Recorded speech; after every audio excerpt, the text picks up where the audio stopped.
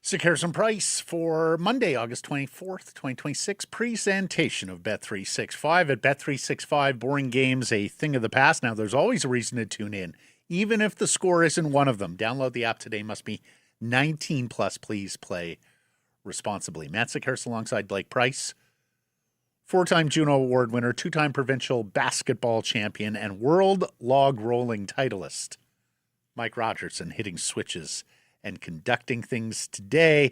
A reminder, if you are watching on YouTube, make sure you hit that subscribe button. Ditto if you're listening on the audio podcast. And of course, we always appreciate the likes.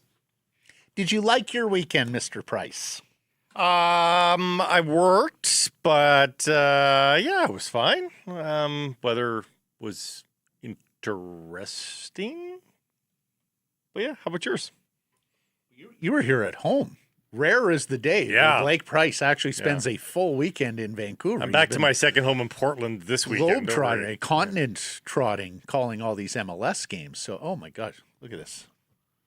What's happening? The hats are out of order. Look at. Can we turn that C's hat? Was that me? Yeah. Did I screw that up? We didn't check that. There we go. Before going live, Get error this and house omission in order. Absolutely, hats need to be just so.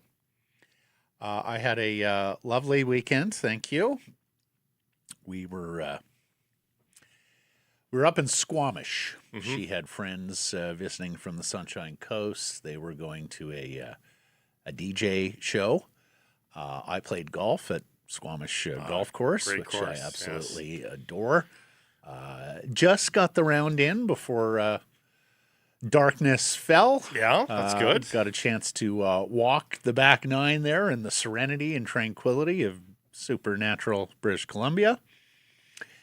And then just as I was starting to nod off, all hell broke loose.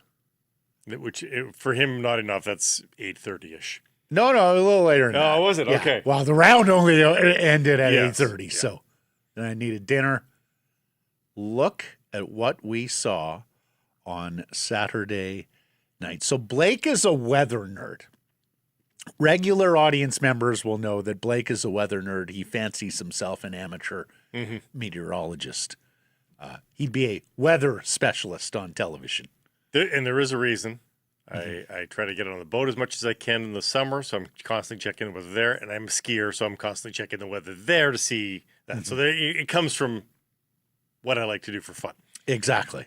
So some time ago, Blake put me onto this account at Brad604. And at Brad604 is absolutely a weather nerd. So just with expertise. Guy's got chops. Oh, yeah. So just as I'm getting to my hotel room, I hear this thunder clap. It sounded like it was right over the building. So I get to the room, I open the windows, and there is an obscene amount of water coming down. People are scurrying in the parking lot. And then I start watching these lightning bolts that, again, look like they're across the street. And so I log on to Brad604. And his quote, absolutely ridiculous to see something like that around these parts. At the very peak of what is geographically possible around here. Returns for this are once in the 20 to 30 year range. We haven't witnessed this much lightning since July 6th, 1997. This needs to be studied in depth. So many factors at play here to create something like this. The strait usually causes storms to fall apart off Vancouver Island. This appeared to have the opposite effect. Duration-wise, we are going back decades. I don't know if we have ever recorded thunderstorms for 6 hours straight in recorded history. A well above average thunderstorm in Metro Vancouver would produce around 100 to 200 lightning flashes prolific would be 200 to 500 lightning flashes. We are talking about 2,500 lightning flashes. I think it got way bigger than that. I think I heard that it got up to 5,000 or 7,000 lightning flashes in the end. If you're in the valley, you have no idea what we're talking about. Got family members that were way out in Mission, and they're like, we did not get any of it, and they were quite disappointed not to get it because they wanted the show.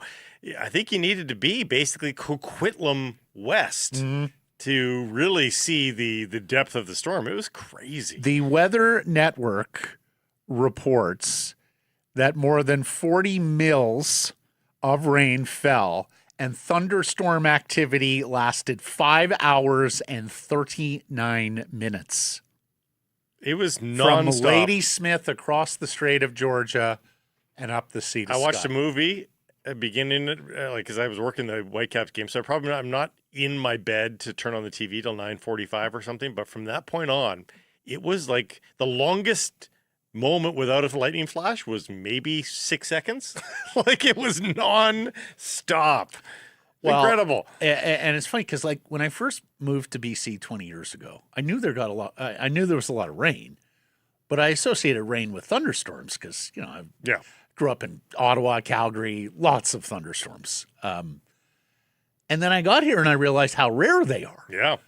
So I'm sitting here looking at these bolts and hearing these thunderclaps, thinking, this has got to be the biggest thunderstorm in my 20 years in BC. And then, sure enough, like Brad 604 and other Weather Nerd accounts were saying this is the biggest BC thunderstorm in 29 years. And I'm usually a pretty heavy sleeper. Like, there was no getting to sleep as this thing was raging. No, it didn't start to quiet down. I mean, it seemed to me like the epicenter was like Bowen Horseshoe Bay, but I'm sure it was bad where you were that night in Squamish too. So it may have gone later. It was sort of done by midnight for us. I mean, I was sitting there watching it for like 10 minutes and then the hotel lost power. Really? Yeah. Wow. Now, luckily, we were out of power for maybe 10, 15 minutes. The nightclub Carmen was at said the same thing, like 10, 15 minutes without power, just in the dark. Anyways, we hope everybody is safe and okay. There were some fires. That was a hell of a show. There were some fires that started, including one up in Lions Bay, which looked a little bit concerning for a moment, but I'm looking at another. I've expanded my expertise now to fires, Matt. Firemap.live, my favorite site. Everything seems to be under control. All the fires seem to be held now. So it did spawn some, despite all the moisture that came down too. You're laughing at me. Mike and I are laughing at you. Yeah, a little bit. I've expanded my Firemap.live will have you transfixed. I'm telling you. If this sports media thing ever gets too boring for you, there's another silo you can enter here. Alas, they are having the same We need a new issues. segment. Start a new segment on the show. All this knowledge. Weather according to Blake. Let's do a weather forecast, yeah. I got some shout outs to do here. We just spent a few great minutes with a long-time audience member of ours, Adam, the former Bath guy. And we want to shout out, there's Adam and his new bride, Nadia. They were just married on the weekend in Maple Ridge. They were at the Lions game last night. They stopped by Wall Center today to say hello, tell us all about their big evening. They're heading to the Seas game on the weekend. We got them tickets for that as a wedding gift. So thank you to Adam for being such a staunch supporter. We're coming up 15 years on this show in November, buddy. Can't believe it, but there we are. Shout out and thank you, Adam and Nadia, for stopping by.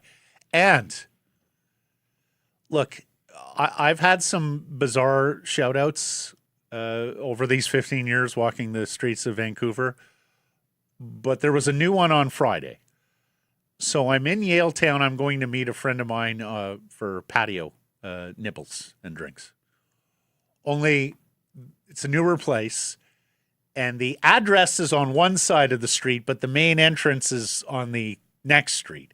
So I'm sitting there looking at the address going, where the hell is this place? And then I see a little courtyard alley that connects the two streets. So I'm walking through. There's a barber shop on my right. I'm walking through there. I'm like looking for the main entrance. All of a sudden I hear this, Sekeres? I sort of stop in my tracks and I look back. And this guy comes running out, scissors in hand. And he goes, are you Sekeres? I go, yeah. He goes, oh, just want to say hello. My name's Ryan. I watch you guys each and every day. Oh, thanks, Ryan. So we're chit-chatting. And then I say, wait a second. Did I not just see you styling somebody's hair in there? He goes, yeah. I go, you should probably get back to your client.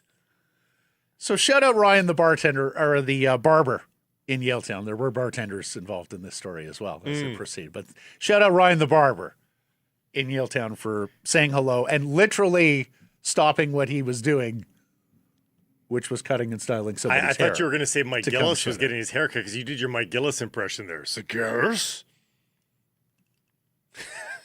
Let's get to our Nation Gear poll question asking you who emerges as the Canucks. Oh, should it be a whom? No. Who emerges as the Canucks #1 center this season? You can vote for Elias Pettersson. That's number 40. You can vote for Marco Rossi.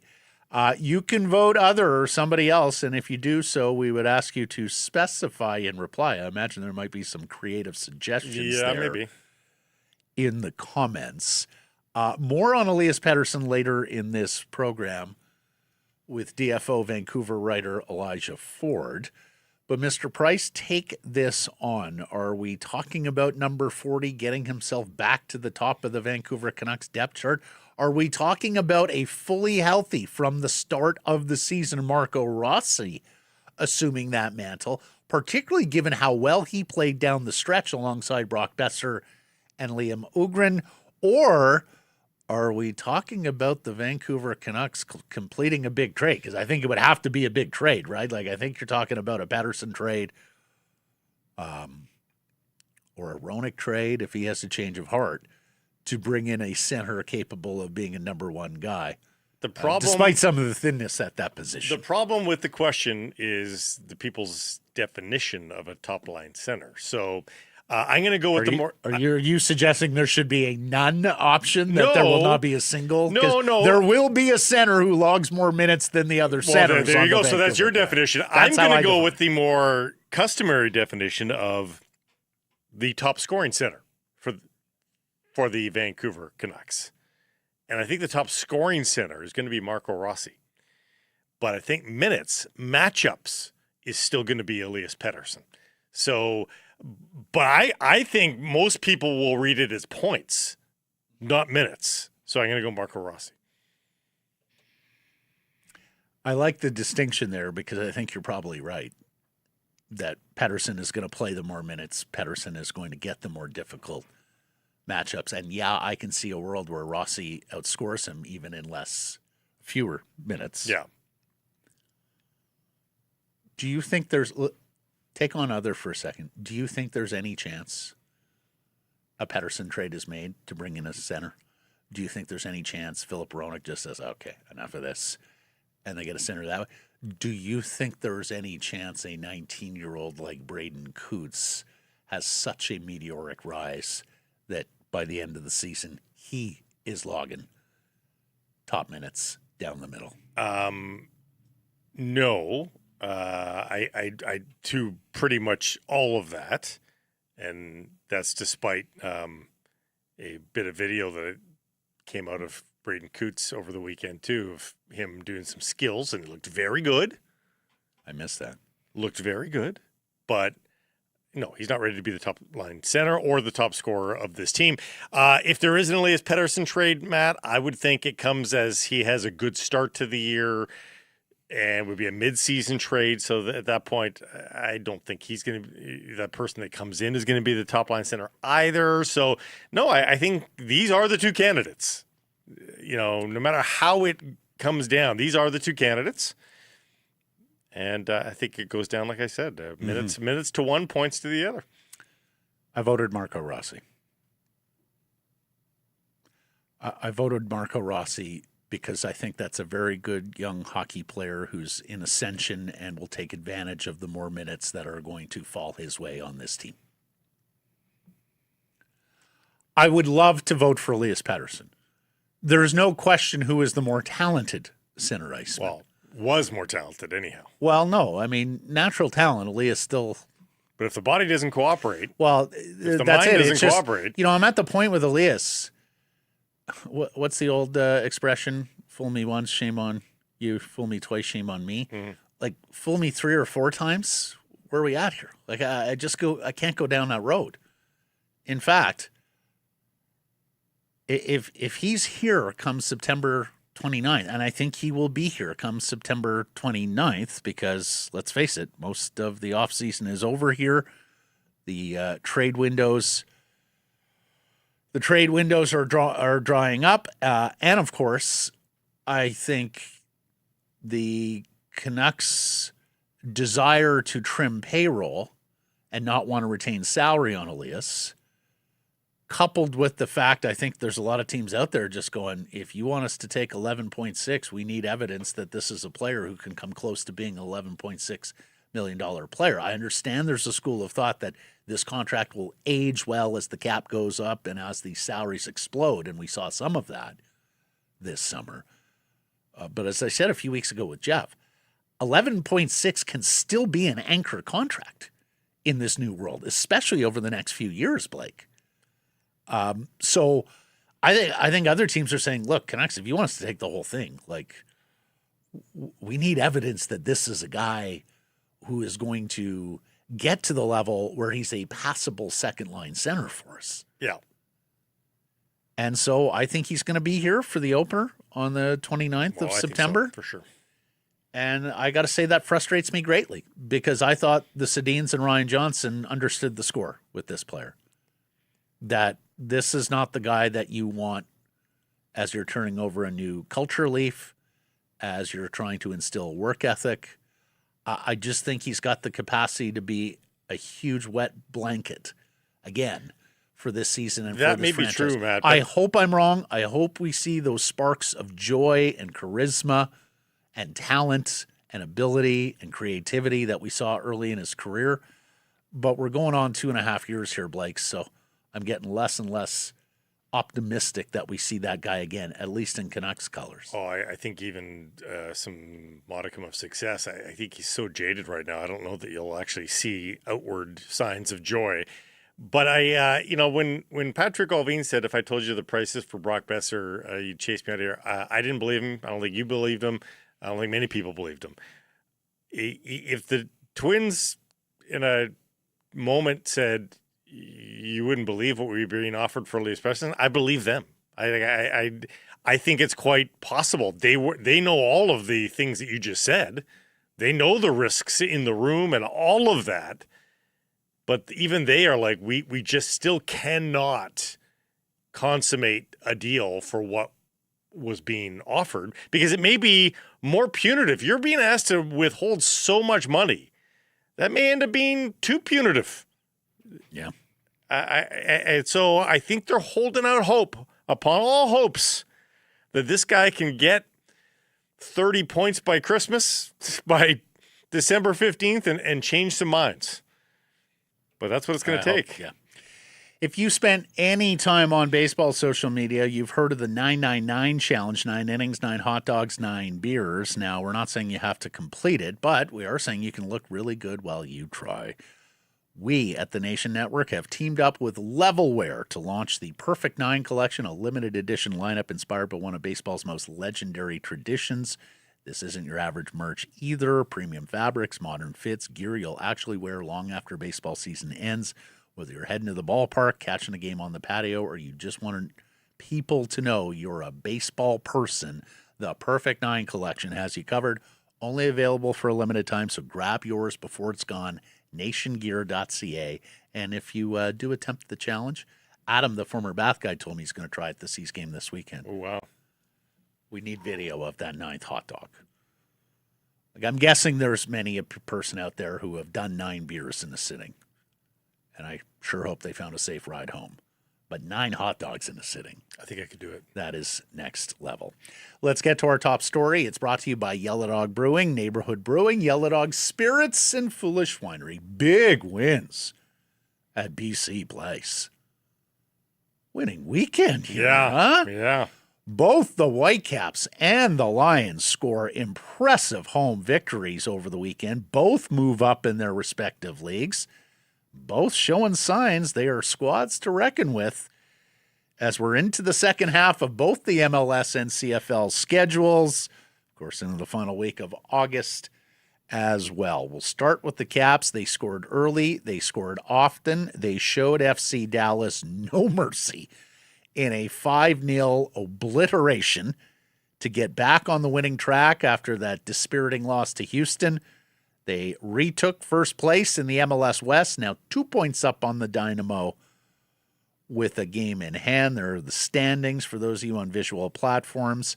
Emmanuel Sabby opened the scoring just 11 minutes in. Brian White had the next two. Edir Ocampo scored before the half was out, and then Bruno Caicedo and his electric speed added another late. 25,398 in the building, the 22nd consecutive Caps MLS match to go north of 20,000. It's the fifth time with an MLS crowd above 25,000 this season. Blake, you and Paul Dolan called it. I guess the only bad news is Ralph Priso, the versatile Ralph Priso, left the game with an what's expected to be an ankle. Yeah, new injury, thankfully. I'd be more concerned for Priso if it was a flare-up again of the hamstring. I mean, he went down in a heap. It was a collision. I get the feeling, just looking at the kind of collision that it was and the kind of injury, that it's the kind of thing that is a week or 2 weeks, but I mean, who knows? I'm just taking a guess by what I saw. I'd be way more concerned if it was a hamstring, because once those things keep bugging you, it takes months to go away. And that was one of the big takeaways from the match too. Brian White jumping right into the starting lineup, coming off of, he was quad or hamstring. I think it was hamstring as well. And they trotted him. He played an hour, scores 2 goals, looked absolutely like himself. That is huge news. And it does make me think, if they had him in the lineup, and this is no disrespect to Ryan Alumi, but I think if Brian White's in that lineup versus Houston, they at least get a draw, if not win that match. And it reminds you how big, and people want to point to Seb Berhalter's departure as a key reason for this middling play of late. I think if you had Brian White in Leagues Cup, if you had Brian White on Wednesday versus Houston, I think they look a lot more like the Whitecaps that we know them to be. And that was a good sign. That was a very rotated Dallas squad, but they squashed them like a bug, like they should. Like when you dress your best 11, pretty close to the best 11, Laborda maybe the one exception, and they dress a fully rotated, like you should squash them. And they did. And yeah. So that's good. The Caps and a lot of other teams have had an unusual season and schedule because of the World Cup break. It's another level for FC Dallas, who are redoing their facility down there. They've played home games out of state. They are road warriors, to say the least. And yes, Coach gambled with a B squad. Yes, with a heavy workload last week, and it didn't work out. It backfired. Yeah. So Dr. Price says a couple weeks for Priest. He's a weather specialist. He's an armchair doctor. We had a super chat, Mike, on the Storm Talk, if I'm not mistaken. Folks on YouTube, that super chat button always available to you. Hit it, make your donation, half proceeds to the BC Mental Health Foundation. I promise we will get it on the show. If not that day, then the next day. The super chat here is from Basketball Phil, is it? Oh, yeah, Thunder was so loud, Matt couldn't sleep. He was trolling the Mariners in my DMs. You were sliding into Basketball Phil's DMs to troll him about the M's? I plead guilty. You should. I know that definitely happened. Well, I mean, the one thing that I just can't abide, Blake, is smack talk from M's fans with regards to the Jays, because, of course, one team, one franchise is the 2-time back-to-back World Series champion and played for a third, and the other lost Game 7 of the ALCS last year. So, yeah, no, I mean, he's sitting there trying to talk to me about World Series. I'm like, what would a Mariners fan know about the World Series? But also, you haven't the experienced Mariners that. do have to work on the 20-run deficits That's right. they've been racking up You lately. know, I asked him, was Dan Wilson aware that he was allowed to remove Kate Anderson after 80 pitches? Did Julio Rodriguez donate any preemptive souvenirs to the crowd? Is Colt Emerson talking about his wrist feelings? More baseball story. Yeah, coming exactly. up More later. on baseball later. 5-0 victory. And this caught me a little bit by surprise because, look, they've been mediocre since the World Cup break. They haven't done a ton of winnings since the World Cup break. And, of course, last year they were just extraordinary tip to tail.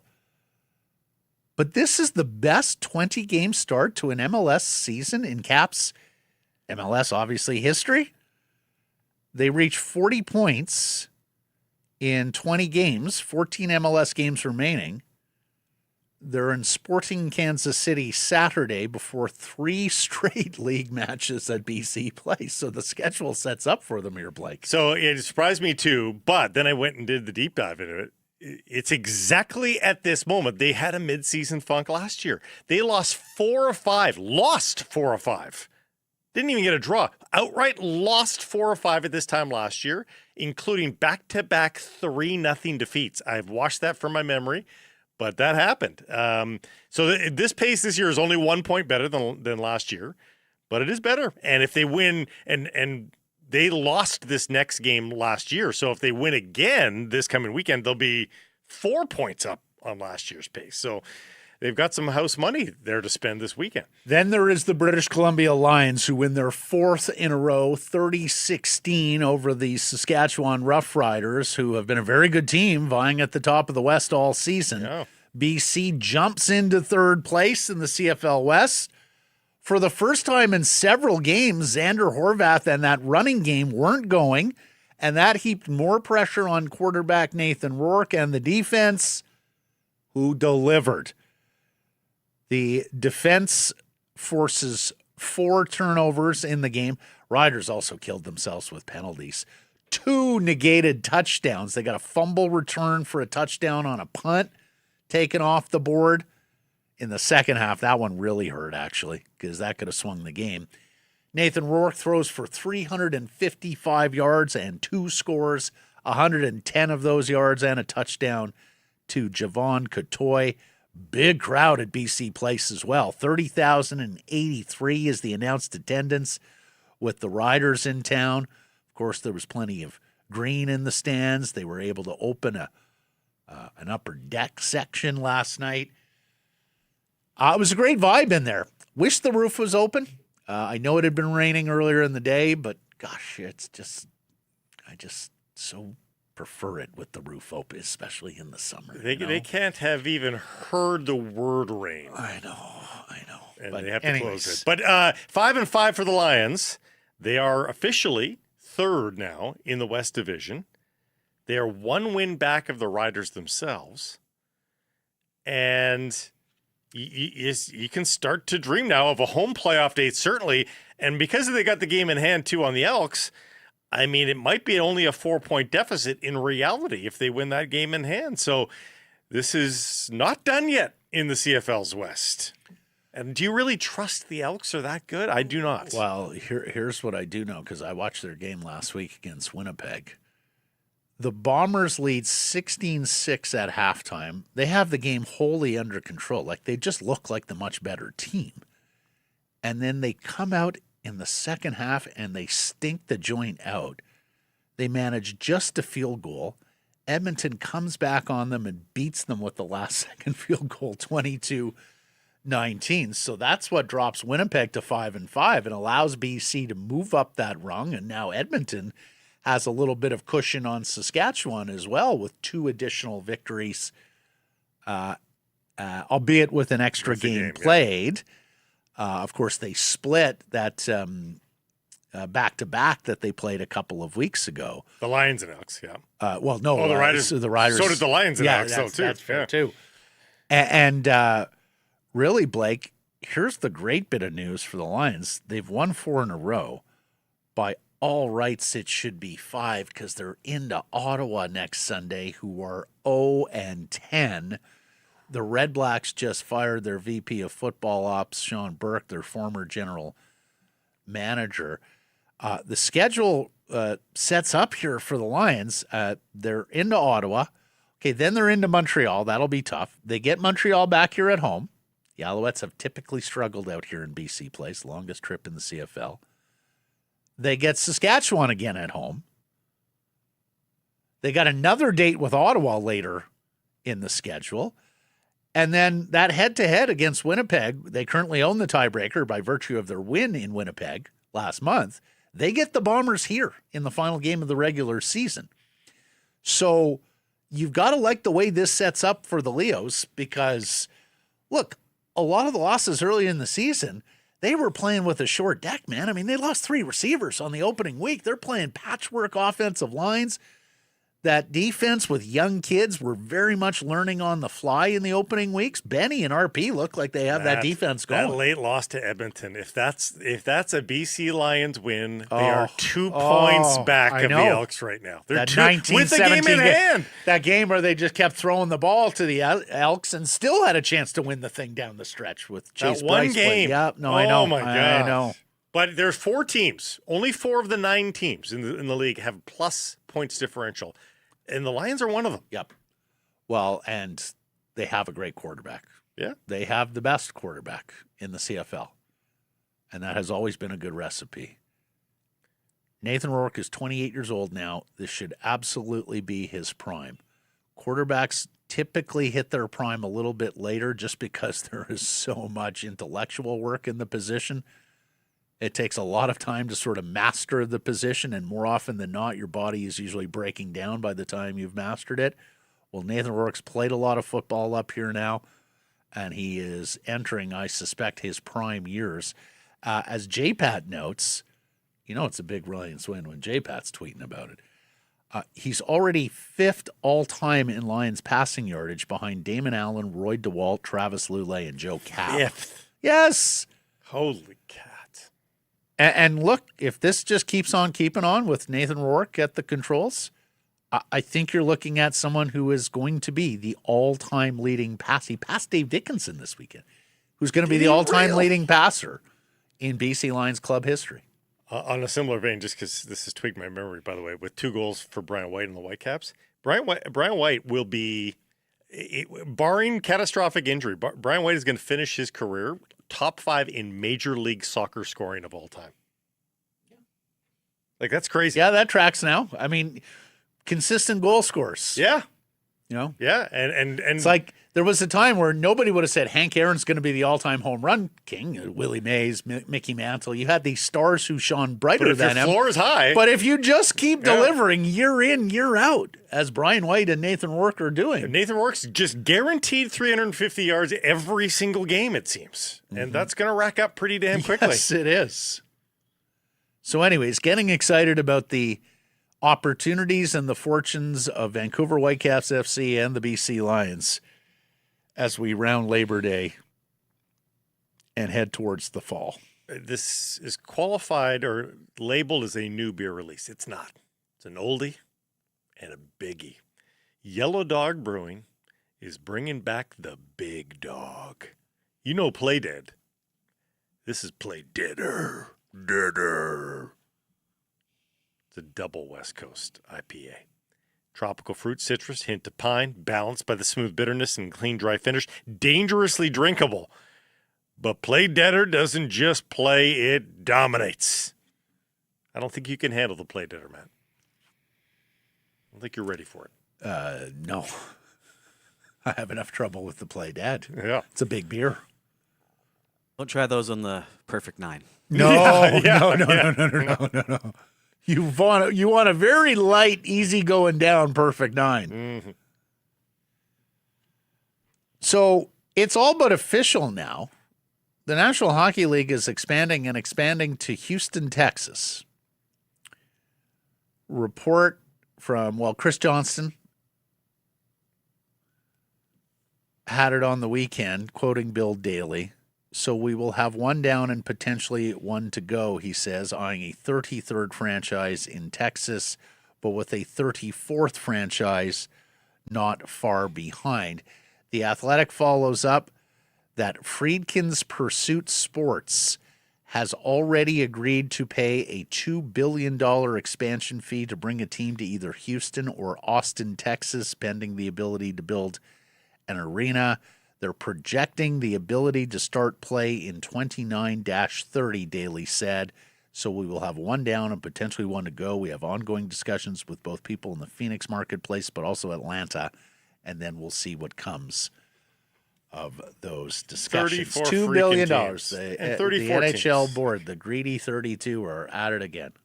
Let's just keep adding more teams. Let's be the biggest league in North America for no other reason than our unadulterated greed. Well, yeah, biggest league with the smallest of the big four television deals. And footprints.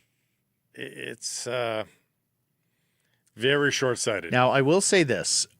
I was very skeptical that the player pool would hold up under the expansion to Vegas and Seattle, namely because the player pool had almost never kept up to the rate of expansion in the NHL.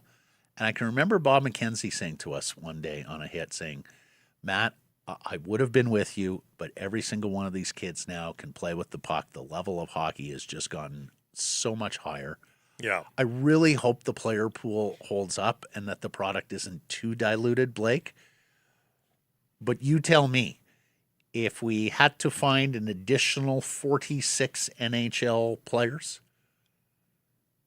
just that number and that notion of a few years down the road, 46 more jobs, having to stock 2 more rosters, do you think the player pool will be able to sustain that and that we'll still see quality hockey? I think probably yes. I think there's a chance, yeah. Here's the... And a good chance. I've got 2 thoughts on it. One's optimistic, one's pessimistic. My optimism would be there's enough of the high-end skill guys that you're talking about, that Bob was talking about, that maybe as the talent does get diluted a little bit, though, maybe the skill guys get to dance a little bit more. Like I don't personally wouldn't care if we see fabulous skill plays around players that can't keep up defensively. Like if that's what the league turns into, I'm okay with that. The danger is the one thing that you can coach is effort and defense a lot more. It's tough to coach God-given skill, but you can teach work habits, effort, and all that sort of thing. Yeah. Yep. So it's a lot easier to coach that defensive side. So my worry would be you stretch the offense just a little too much, but the defensive reliability stays the same, and the quality of the product goes down. I think you're hitting on the right notes here with regards to what the game will look like once this round of expansion is done. Now let's get to the actual city itself, or cities, if you will. So first of all, $2 billion, of course, is twice what the last entry fee was, right? Mm-hmm. So you can understand the financial component to this. Like, this is hockey. They chase the dollars. It's not like the NFL where they're going to be a little more curated and patient because they're already making a ton of money. Now, I've been to Houston, Texas, a number of times to cover different sporting events. And look, I will give the Dallas Stars credit, and particularly a gentleman who came from Detroit years ago and has been sort of the business chief of the Stars, both with the old ownership and now under Tom Ghilardi. But his name is Jim Lights. He's a terrific hockey executive. And they went about building arenas in the Dallas Metroplex area. And that even has produced some NHL players at this point. Yeah, there's a hockey culture there, yeah. Now, if you go back and talk to people who covered the 99 Cup final with the Stars, they will tell you that you could literally walk down the street into a sports bar, walk in, and people would ask you who won. I don't think it's that bad anymore, but I do think you are looking at something that is a little more niche than it is, cultural mainstream in that state, which of course has a massive football appetite, including down to the high school level, where you will have high school football teams that outdraw NHL teams or any arena sport team. I've never gotten the sense that Houston is thirsty for hockey. I think Austin would be super cool and super fun just because, and it's one of the few big U.S. cities I've never been to, Blake, but every time I see content about Austin and the scene they have there, whether that's music, whether that's barbecue, whether that's the University of Texas and all the parties there. They've embraced whether MLS. it's MLS, Yeah. whether it's the Formula One Grand Prix that they have there. I mean, I think Austin would make for an amazing road trip if you are a hockey fan, the ability to see an NHL game there. But of course, it's not the size of Houston, and it doesn't have the big corporate. It's the Texas capital. It doesn't have all those huge oil companies. And I think that's the issue. Houston has. Is that my mind is split here. If you want the better fan reaction, I think that you're going to see a better embrace from the city of Austin. But I think you don't have to worry about the financial part of things at all in Houston. So, well, I mean, they're paying $2 billion, so it's a big check, and they've got to do a rink there. The one thing I know about Houston, it's one of these nothing downtowns. Yeah. That come 5 p.m. it empties out. Dallas Everybody is lives like that in too. Yeah, Dallas is like that. So I'd be interested where you're building the rink in Houston. Are you going to build it out in the suburbs? Because that seems to be the trend now for these downtowns that empty out. Atlanta, Dallas, they want to build stadiums now But in Houston the is suburbs. They have unbelievable, built like stadiums in the suburbs so that the fan base can get to it a little bit more readily. Nobody wants to be downtown after dark, which – I mean, just sounds so weird from a Canadian perspective, but this is the case in a lot of big U.S. cities. That Toyota Stadium was ready for NHL 20 years ago. Yeah, this is the Rockets arena. Yeah, like they literally wait until the building becomes officially too old and then say, yeah, now you can have NHL. Like we've been talking about going to Houston for a long time because the stadium was a decent-sized stadium and was new and there was interest. Yeah. I am wholly against Atlanta. It is a two-time loser in the National Hockey League. They lost the Flames to Calgary. They lost the Thrashers to Winnipeg, who became the Jets. And it looks like they're going there. It just looks like the odds-on favorite. I think they're going there more before they're going to Phoenix. I would like to keep an open mind about Phoenix, even though that is a most loaded word in NHL circles. Oh, my God. My sense is I know there's a lot of ex-NHLers down there. I know it made for a convenient road trip for a lot of Canadian hockey fans or snowbirds who have a place or a timeshare down there. I thought it was a pretty lame excuse that, the rink's on the wrong side of town. You know, if it was in Scottsdale, no. I just don't think there's enough interest in ice hockey there. No. Doesn't work. But I'll try and keep an open mind as we go through this. And I don't think there's another Western market that is really suitable. I think Portland's not ready for that right now. Every time I read these stories about expansion, and let's face it, Bill Daly is effectively confirmed here. This is more than just a story. This is a confirmation coming from the deputy commissioner of the National Hockey League. I just find myself feeling for the poor people in Quebec City. Like in these other places, you're hoping hockey will work. In Quebec City, you know they love hockey. Mm-hmm. They have an NHL-ready facility in the Videotron Center. Again, they built it with the hopes that it would one day lure an NHL team. It may get to the point where it's out of date because, this commissioner who's already said it, Bettman said, like, not in my watch, not in so many words. Can you imagine? That place would be the Battle of Quebec jammed. was one of the great rivalries in the National Hockey League. It was a culturally significant rivalry too. In the you make that team blue. I don't care what you call it. You don't have to call it the Nordiques even. But if you want, as long as it's blue versus red in Quebec, it would be just amazing theater. And they're just willingly turning their back to it. And if you talk to guys like Ray Ferraro, the late John Garrett, who played in the league that had the Nordiques, the players loved going there on the road, right? Now, it might be a little bit more difficult to ask players, particularly American players, like, do you want to come live in Quebec's second city? Yeah. They may have a player retention problem. But Euro would love it. Oh, of course they would. Euro would love it, and Canadians, I don't know, as a Vancouver guy, I'd have no problem playing in Quebec City.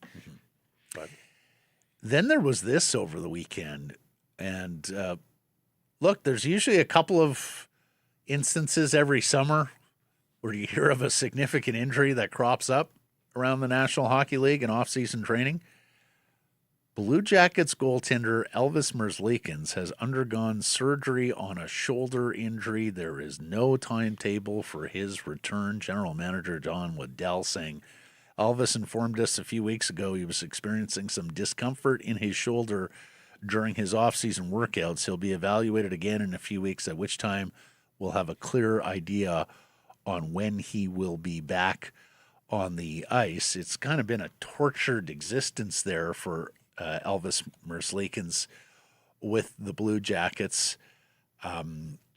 He has requested a trade in the past that was not executed. He's lost his job to Jet Graves. Of course, there was the Latvian goaltender a number of years ago, one of his close friends who was killed in an accident. And he's into the final year of his contract at $5.4 million. He does have a modified 10-team no-trade list. But, of course, Columbus is hoping to be good next year, Blake. Does this put them – they got Phoenix Copley, who's played NHL games in the minors. Does this put them on the goaltender market, and does this put them on the goaltender trade market? Is there a world where Columbus looks at a Kevin Lankinen and says, okay, it's a stinky contract, but we've got Merzlikins on a stinky contract this year who's hurt and might not be able to help us, and we're trying to win, so let's just bite the bullet. We'll have the cap space as the cap jumps year after year. I had read something online. I forget how I came across this. I'd read something online about a mutual termination for Merzlikins. Well, it's not my scoop. I'd read it somewhere, and well, that makes sense. Like if he's still seeking a trade, and this is the apparently case. He wanted to go back to Switzerland. Oh, really? Yeah, he's a longtime Lugano player, and maybe there was some appetite to go back to Switzerland where he would be a more marquee player. Maybe that was it. But anyhow, to your point, I honestly, no, I'll stay there. If they mutually terminate, we're able to get out from that contract for Merzlikins, or even just send it somewhere who can absorb it. Yeah, I guess so. But yeah, I think he's the kind of. Again, you want some proof. I think you'd want to make that trade a few weeks into the season when you've seen that Lankinen looks okay, and maybe when they're struggling, when anyone but Greaves isn't playing. Yeah. And hey, Greaves, I think Greaves is a good player, but he's not fully knighted yet. Like I still want to see more out of him. Like honestly, he may be a Canadian Olympic goaltender one day. But yeah, he's got to keep it up. Merzlikins' final year of his contract. Yes. Which is what would make it palatable to a lot of teams. And we bring this up because good story on DFO Vancouver. And if you missed this a couple of weeks ago, DFO Vancouver, the new name for what you know as Canucks Army. DFO Vancouver, Stefan Roger, penning here. All the different goaltending scenarios that could come out of Canucks training camp in 2026, including trading one of Demko, if healthy, Lankinen, or Tolopilo.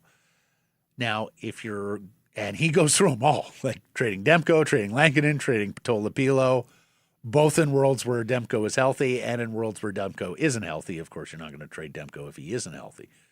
But there's a number of those scenarios at play. Plus the scenario we talked about with Kevin Woodley a few weeks ago where they may well be on the market for another professional goaltender. Journeyman. Journeyman, emergency, patch the damn guy if Demko isn't ready to go from the outset of the season. But look, this is a new management group. They've undertaken some business this summer that gives us an idea of where they're at, and where they're at philosophically, including trading for first-round picks that are way out there. The Marcus Pettersson trade to the Rangers for a 2030 first-round pick. Is that right? It's so far out there, I forget. Yes, a 2030. That's what it was, really. A conditional 2030. Yeah. Could be a 2031. What I want to see from Ryan Johnson and the Sedin twins is show me you can be agile in the market. understand when other teams have vulnerabilities or needs and step into the breach and make those sorts of trades. Because, as we talked about, Canucks are a little bit of an outlier right here in the NHL going into this season. There are not a lot of teams out there, if any, who are seeking to be bad and collecting a high draft pick next year, right? Like most of the other NHL teams are hoping to be competitive at some level. Like even teams that were trolling towards the bottom last year, like Calgary, Chicago, they're hoping to have step-up seasons. As we know, the Canucks are at the front end of this rebuild. I think if you could throw the dart perfectly for the Canucks this year, I think they would love to finish 32nd, but with like 70 points. You know. Oh yeah, you want to be competitive at home. We talked about this last week. Like you can't put up another tip-to-tail stinker on home ice. Like the paying customer does need a little have bit some more moments, than what raise you've the given them. floor of how bad you are, but still finish 32nd. I think that'd be the narrow path. I don't think they sign another goaltender. You think they're comfortable going to Ty Young and Aku? Caveat. If they feel like they are 3 weeks behind on Demko, like Demko's ready October 30th, no chance. Okay. They'll roll the dice. They'll go into it knowing, we're going to have those guys spot duty. Yeah. Koskinen is going to have to play a couple games. And money may play into that too, right? This is also the thing. Yeah. It's another $1 million committed to somebody that you may not need. They may not need. Yeah. Lastly here, Tyler Green doing some reporting, our old friend and colleague at the radio station. So we talked last week that there was that report from Jonah Siegel of the Toronto Sports Media blog, podcast, and column about maybe Rogers turning KISS FM into an all-sports format. And we talked about the three possibilities there. The Canucks leaning on them saying, hey, when you killed 650, we lost 12 hours of promotion a day. You got to give us something. Secondly, that Rogers tried to turn 650 into an FM, were denied by the CRTC. So would this be the end around of them going, okay, well, then we'll just change an existing FM we have into sports talk? Or was this simply Rogers bowing its neck and trying to chill and intimidate other radio operators from starting an all-sports format in Vancouver? Tyler Green reports, I've been told that despite some reports, the lost leader of sports radio is not something Rogers is willing to pursue in the immediate future in Vancouver. Consider Canucks broadcast on KISS a, quote, beta test. Well, that still indicates that they'd be willing to wait and see. And I don't see it. I don't see it. Yeah.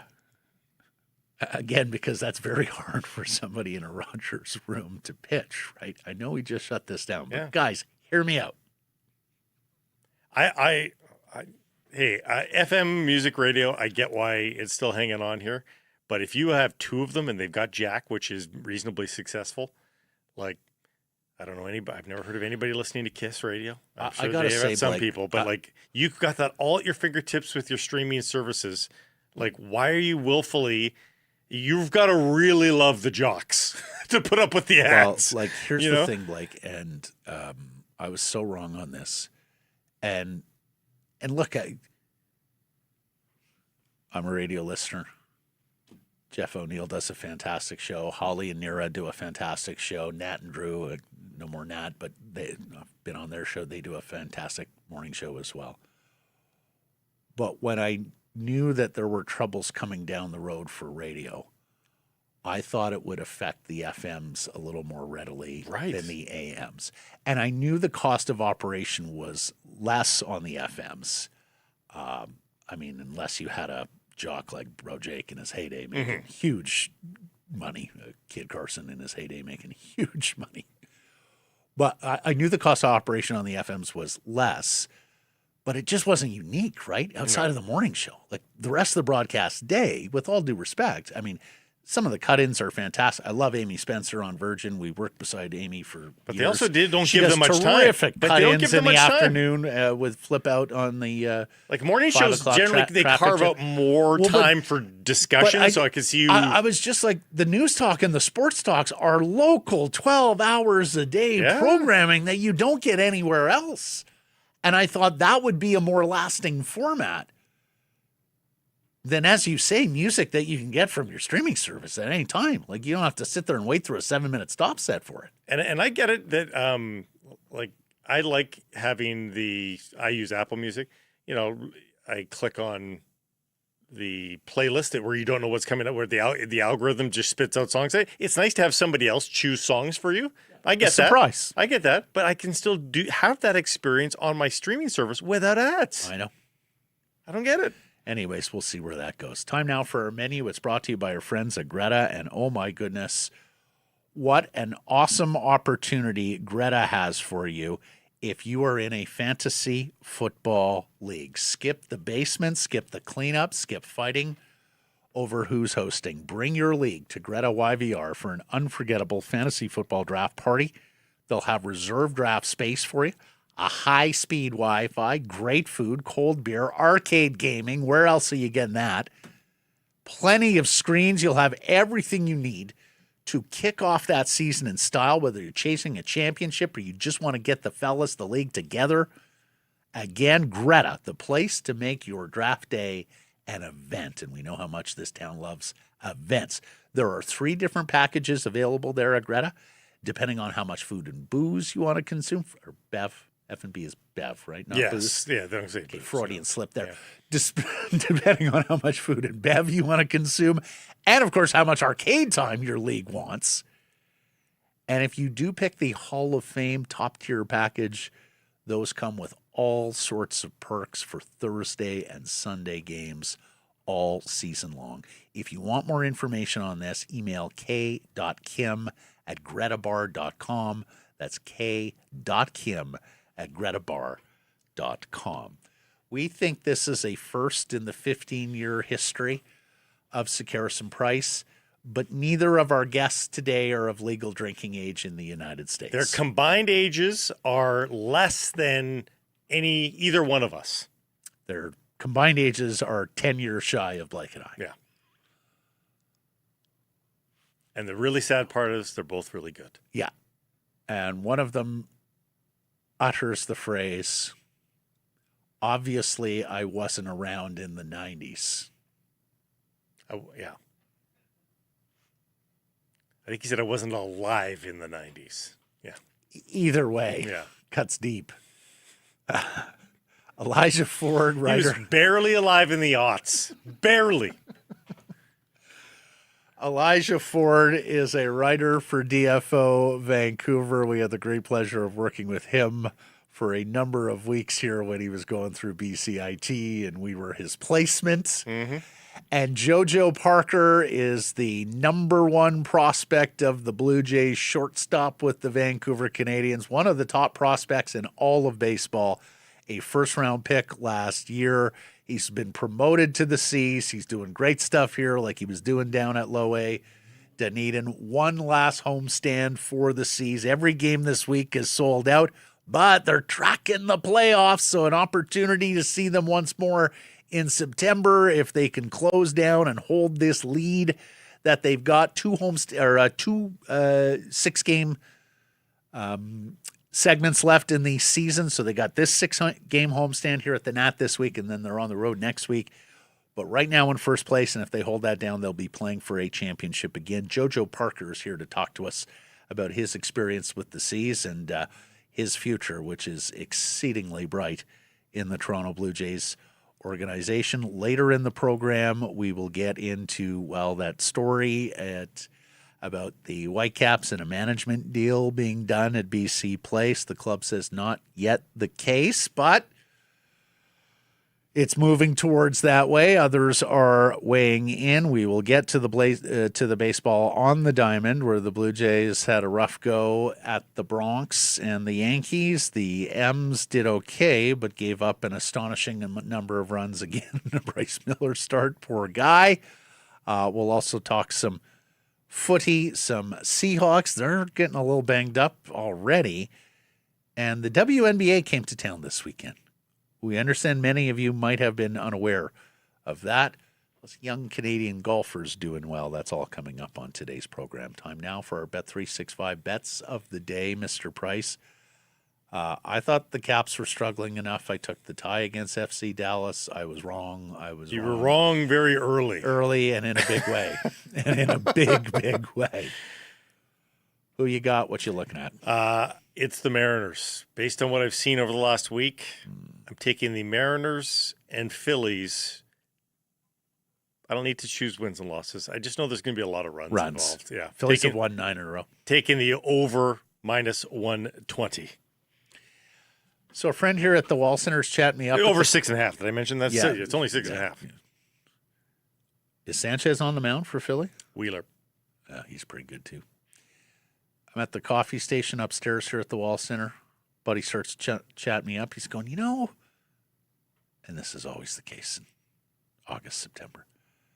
He goes, I think we got a young, hungry team. I think we got more competent coaching with Manny.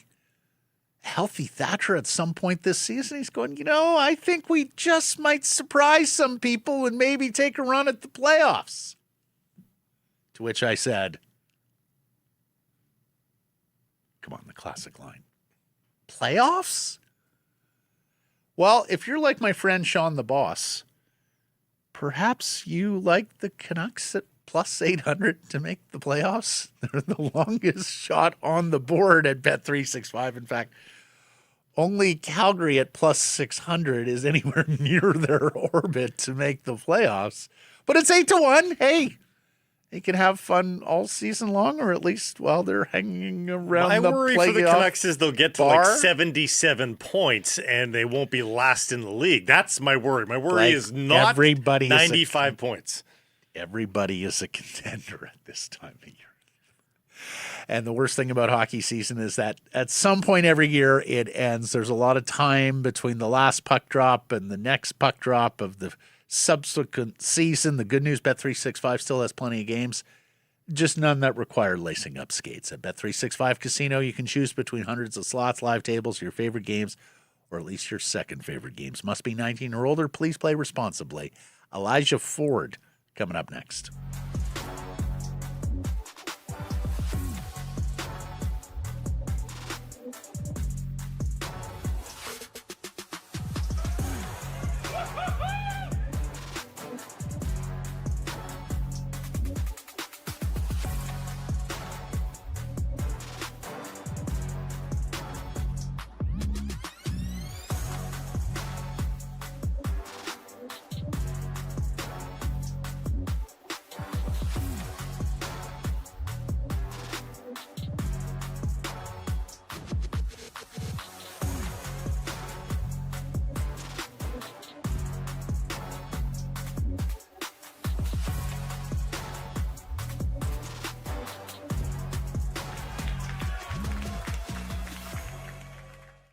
Here's some price from the historic Wall Center. This next segment brought to you by Bet365. And the worst thing about hockey season is that every year it ends, and then you have a long, long runway until the next puck drop. It's getting shorter now.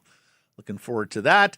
Good news, Bet365 still has plenty of games, just none that require lacing up skates. At Bet365 Casino, you can choose between hundreds of slots, live tables, and your favorite games. Well, maybe your second favorite games. Must be 19 or older. Please play responsibly. Elijah Ford is a writer, contributor to DFO Vancouver. You got it right. If you missed this last week, Canucks Army is now DFO Vancouver. And he joins us now to discuss his recent pennings there. Oh, phew. I thought the poster might have been We're something so else. proud. Like, this is two proud papas here because, of course, Elijah served as our intern last year and has parlayed that into a writing gig. Elijah, is there a car With bed DFO in your Vancouver. vicinity right now? It looks like we are very much into a young person's bedroom right now. Is there a game console nearby? He's 20 now. Yeah. No, the room is honestly mostly just studio spaces and sports motivation. So when I wake up in the morning, I'm ready to write. You know, I've got the great Kobe Bryant, Michael Jordan, and LeBron James behind me. Every morning I wake up inspired, ready to write about the Vancouver Canucks these days, but obviously been a sports fan my whole life. So just that stuff all over the room. Well, you've been very prolific here on DFO Vancouver. We want to go through several stories that you wrote. In fact, One, you took on, here's the other thing I like. He takes on big projects. He takes on big research projects as the crux of some of his articles. Finding a historical comparison for Elias Pettersson's career arc and expectations for him this year. What did you find out? What can they check out there at DFO Vancouver?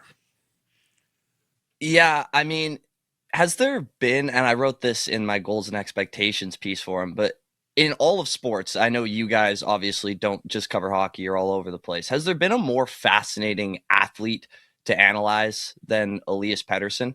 And he just so happens to play for Vancouver's number one team. So his decline has simply fascinated me, and NHL history always fascinates me. So I decided to combine the two and figure out if there was actually anything throughout the entire 100-year history of this league that we've seen that is similar to what Pettersson has gone through, because it feels inexplicable. Like before the All-Star game of 2024, he was averaging 1.31 points per game, 107 point pace for the season. After that mark, he averaged 0.75 points per game, the equivalent of a 61 point season. And since then, that's pretty much been his production. Some people have pointed to Nathan MacKinnon as an accurate comp, but I don't really see it that way. Like MacKinnon had a really good rookie year, won the Calder at 18, one of only 3 guys to ever do that.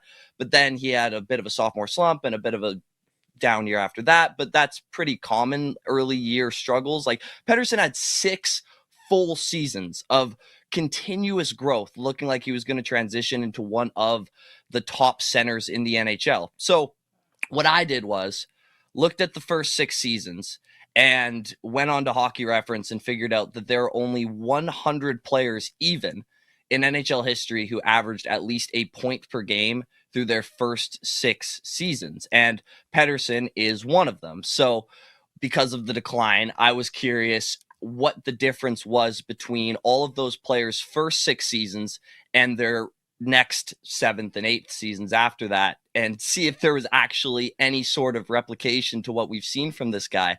And there were 6 names ahead of him. 2 of them were injury related, Right, Paul Kariya with his concussions, Bill Mosienko. So I kind of tossed those to the side. Yeah. 2 other ones, Rob Brown and Joe Juneau, I would say, to put it politely, they had quite unique early career circumstances. Yes. Rob Brown played with a little guy named Mario Lemieux. He was pretty good at hockey. And Joe Juneau happened to play with maybe the greatest passing center ever in Adam Oates and probably the greatest offensive defenseman ever in Ray Bourque. So that left 2 players. So that was Ovechkin and Fedorov, who had similar declines from their first 6 seasons to their 7th and 8th, which, again, is typically the time when a player would be expected to hit their absolute prime. And I went a little bit nuts trying to figure out why those 2 in particular would have similar declines to Pettersson. It took me a while, but then the answer was staring at me right in the face. It was the coaching philosophies and systems that surrounded them. And obviously I wasn't alive in the 90s, so I had to hear a lot of this secondhand through research. But in Fedorov's case, Scotty Bowman and the Detroit Red Wings, they gradually evolved from free-flowing Russian 5 hockey into shutdown style against the New Jersey Devils in the dead puck era. Whereas Ovechkin transitioned from Bruce Boudreau's offensive-minded system, which Vancouver fans know all too well, to a Dale Hunter system. Enough said. So it really seems to me like Tockett's box and one defensive system, with the amount of emphasis he puts on the centerman in the defensive zone, affected Pettersson's game in terms of him leaving the offensive zone a lot later than he usually did, which created less controlled zone entry. So am I saying that coaching is the all-encompassing reason behind Pettersson's decline? Absolutely not. But I think it's interesting that the only 2 real comparisons that we've seen for a drop-off like this had their careers very, very largely affected by the coaching and systems surrounding them. Elias Pettersson will bounce back and turn into Ovechkin / Fedorov. I've got your next headline, Elijah. That's a hell of a story. Fedorov is probably the best because, as we know with Ovechkin, he did just fine for the rest of his career. And Fedorov is a legendary player in his own right.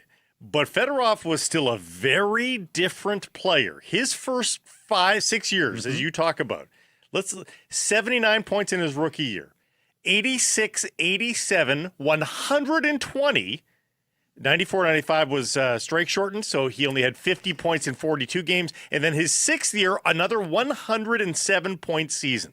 From there on in, he had one, and he played, I don't know, what is that, 12 more years after that?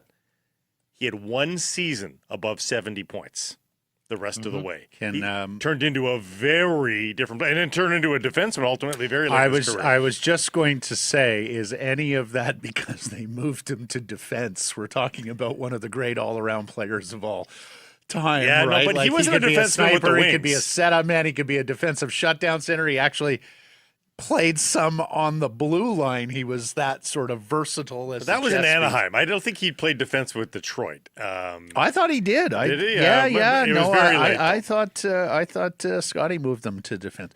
Okay, good work there. They should all check that out, and let's hope Elias Pettersson bounces back now that he's out of the Rick Tocchet, Adam Foote defensive system. You also talked about what the Canucks can learn you wrote on this, what the Canucks can learn from the bro line. Catch us up on this, including, even had the umlaut on the O. Look at that, Blake. Oh, yeah, we're with DFO Vancouver now. Got to make sure everything's grammatically correct. I mean, that took a little bit while going through all of the docs. And anyways, with the way Macs are set up these days, it takes way longer than it should. But that's besides the point. With the bro line, again, that line just stood out like a sore thumb towards the end of last year in terms of the energy that they brought night to night. So I wanted to basically take a deep dive into the tape from what they were able to do as a line together and see if the Canucks are able to take anything away from that, especially considering they had precisely nothing to play for throughout March to April of that year. And still, Brock Boeser was near a point per game. Marco Rossi was just behind that. And Liam Ogren turned into a fan favorite basically overnight with just his energy. And what I found when going back and looking at all of the tape, and it sounds so simple and cliche, but considering, again, the lineup adjustments and just chaos that the Canucks went through last season, the line just makes sense. Rossi is the cerebral passer. He is best when he's able to be the second man in on the forecheck, reading the defenders, how they want to break out of their own zone so he can jump on those pucks. Boeser's probably best quality as an offensive player is his ability to find soft spots in high danger opportunities in the middle of the ice. Rossi's able to get it there. And like I said, with Ogren's forechecking and ability to be the first one on the puck, 1, 2, and 3, it all just works together. And you can see, especially on the half wall, Ogren and Rossi work together exceptionally well. And then Boeser's just able to kind of do the Alex Ovechkin on the power play kind of thing of just making people forget he exists for half a second. And goals were able to follow because of that. So with all of that said, the other question that led me to was, and this goes back to our Pettersson conversation, I was curious, like, if Pettersson gets put on this line instead of Marco Rossi, would that make the line worse or would that make Pettersson better? So I went back and took a look at all of the shifts that they played together, Pettersson, Boeser, and Ogren, and obviously it was limited. They only played 22 minutes together at 5-on-5 over those 3 games, but the beauty of small sample sizes with that is I got to watch every single shift that they played together. Results were solid. I mean, they had a 45.46 Corsi 4 percentage, which is actually better than the Corsi 4 percentage that line had with Rossi. And it was a very similar dynamic to what worked for the bro line. It was Pettersson and Rossi working on the half wall with Boeser supporting in tight. Also, Besser's a lot better of a passer than people give him credit for. So on breakout passes, he was very good at finding one of those two guys streaking out of the zone, especially Ogren. So I think this should be something that the Canucks at least give a try to throughout the year. If Pettersson starts out slow again, why not put him with a winger pair that we already know works together? And even if it's not Pettersson going in on that line, I think the Canucks can take away from this line's success, again, in the middle of just a pitch black season, that Boeser needs to work with a playmaker who wants to get the puck to the middle of the ice and a forechecker. And Marco Rossi is always going to work best when he's the second man in on the forecheck. So placing him with some of those guys who are very, very hard along the boards, that's probably going to be the recipe for success for those guys moving forward. So if you go bro, what's Pettersson's line? I've been thinking about that too. I suggested it last year, actually, before the start of the season. I do think that him and Drew O'Connor is interesting considering the forechecking dynamic I just said. O'Connor, listen, puck handling, not great. Playmaking, offensive IQ in general needs work. But the guy has a motor. He is a relentless worker, and he is always the first in on the puck in the offensive zone. Pettersson is a lot like Rossi, and especially these days, passive, and he wants to read the play, and he wants to be the second guy. Like, I think someone like that would be cool. And then also, with Manny being the coach now, in the AHL, there was no one better than Linus Karlsson at getting to the front of the net and putting in those high danger opportunities. Pettersson, with all of his flaws in the past couple of years, what is he still really good at? Getting pucks to the middle of the ice. Still has tremendous vision. He hasn't lost his passing touch. I think that could be an interesting combination, although I do kind of want to see Ogren with Sasson to see if they can reunite some of that Abbotsford chemistry. So maybe that's aligned together. If you want to move Sasson to the wing, that could be interesting. So the opportunities are endless. I think Manny does have a lot of options to exercise, but those would probably be the first two guys I look at. I guess that leaves poor Jake DeBrusk with Atu Ratu. If he's there, if he I was makes just it. about to say. If he's there. But what I'm getting from this is leave Boeser and Ogren together, right? Like that seems to be, okay. And you have hopes for Victor Mancini. Like, this is what I love about the kid. Like, he's brave. He's writing a story why Victor Mancini should be poised for a breakout season. Talk to me, Elijah. Breakout. Yeah, I really don't understand how this guy has been flying so under the radar, considering the Canucks are so reliant on their prospects' development over the next couple of seasons for their next 10 years as a franchise. I mean, I understand that he has some limitations as a puck mover, and there are obvious poise issues in the NHL at this point. But I'm going to be the guy to sit here and say, I think the late bloomer whose junior career got caught up in the chaos of COVID led him to being selected in his third year of draft eligibility with all of the physical tools ever you could imagine. Right-handed defenseman, 6'3", 220 pounds. He was magna cum laude.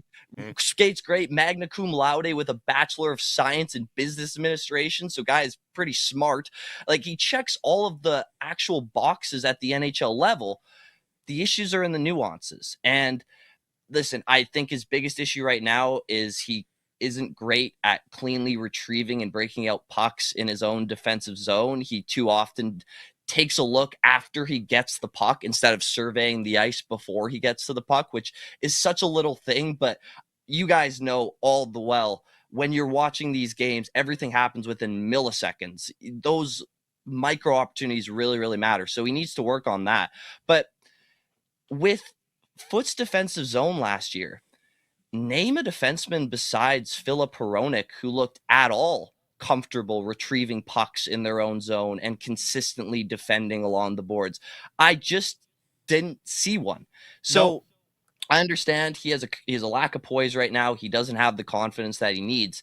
But with his former coach now behind the bench, a guy who he's played the best hockey of his career under, like I said, all of the physical tools that I think he has, I think he'll have ample opportunity on this team this year. And I think it's going to be between him and Kudryavtsev probably for who makes the team out of training camp. I would lean Mancini's way. I think that this guy has real untapped potential considering all of the tools you can see. It's just the tools that are under the surface that need to be refined. And I think the new coaching staff will be able to help with that. Well, as Dave Hall was always telling us too, that guy is a boss at the AHL level, ultra confident, but something evaporates the minute he gets called up. So NHL coaches have told them to play safe. And that's not necessarily. But they need to give him they need to give him a runway, it doesn't right? matter. Like, you're going to lose games this year. Yes. Right. See what he's got. Yeah. And is cum laude a left shot or a right shot? Mancini? No, cum laude. Cum laude. Oh, cum laude. This Magna I guy? get it. I get it. It's a good I pair. don't know. He's probably a right shot. He's a good defenseman on the school. Top of the class. Say that again. You'll have no way of knowing, but there was once years ago a magna cum laude reference on this program that Yes. some people don't let me forget. Okay, and you have a story coming up as well. Lessons the Canucks should learn from the new NHL landscape. Preview that one. That hasn't published yet, has it? Or it has? I think it just did this weekend, actually. Oh, I okay, didn't great. check, but I think it's out now. But anyways, this offseason was everything that last offseason was advertised to be, especially in July. It was just a crazy shift in the tide of the NHL in terms of the RFA contracts that we saw.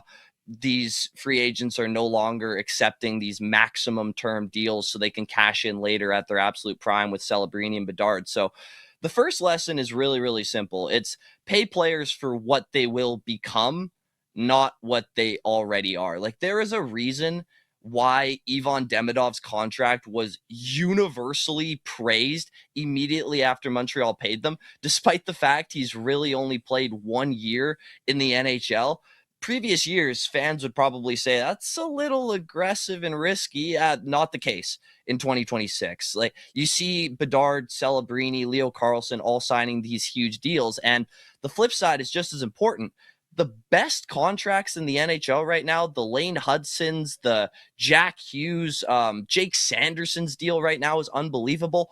All of them happened because teams trusted their internal scouting and said, these guys are going to be awesome. Let's lock them down for 8 or 7 years.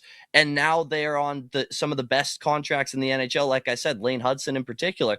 So most obvious example, Zeev Boyum, again, committing to money to a defenseman who's only played 76 NHL games. Understand, it carries risk. I don't care.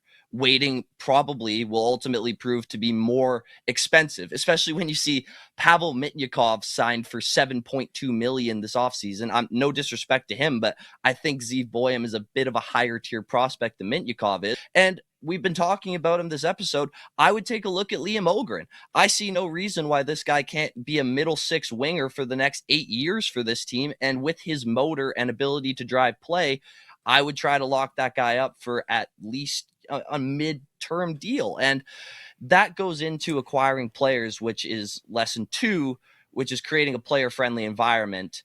Because with just the crazy number that I found for this was 5 years ago today, 52 NHL players held no movement clauses.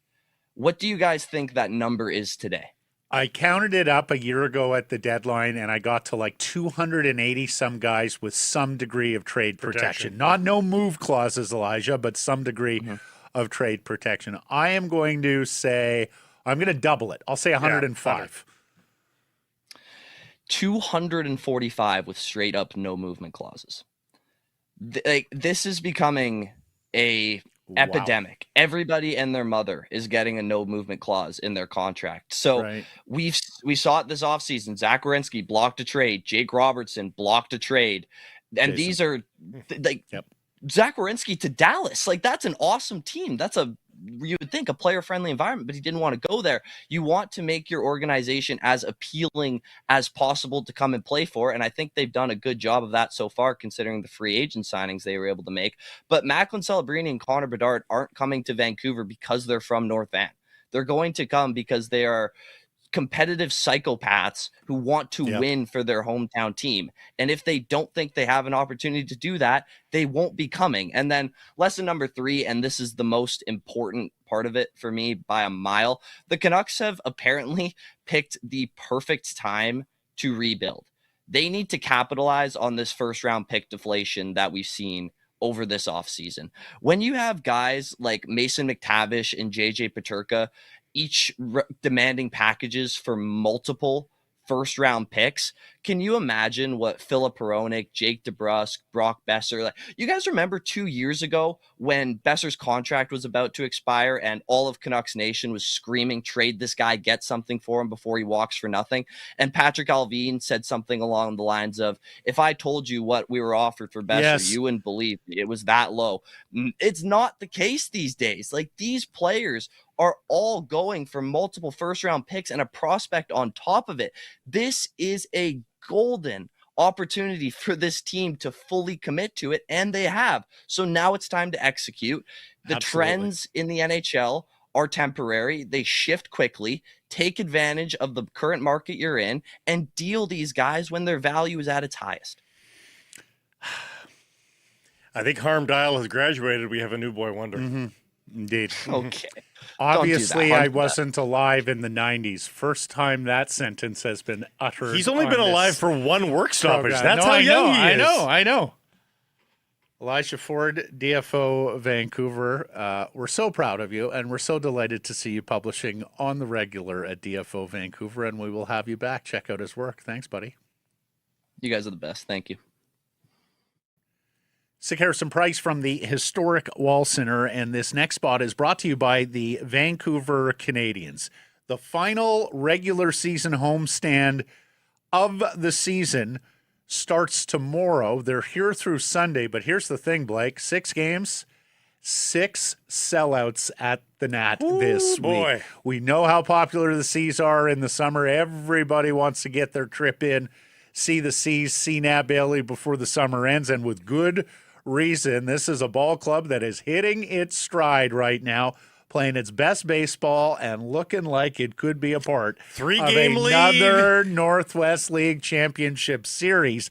And mark your calendars, everybody. If the Seas do win the second half of the Northwest League, they will be here Tuesday, September 8th, Wednesday, September 9th for their home games in the best of 5 series against Eugene. As always, get your tickets 604-872-5232 or canadiansbaseball.com. Those playoff tickets will go on sale the second they clinch, so be ready for that. And joining us now, young man who's playing shortstop for the Seas. He was a first-round pick last year out of Purvis, Mississippi.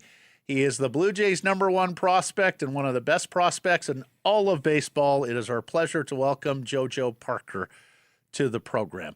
Thank you for the time and on an off day as well. Appreciate that, Jojo. How you doing? Absolutely. Thanks for having me, guys. You're more than welcome. So, couple weeks into your high A career here with the Seas, how are things going?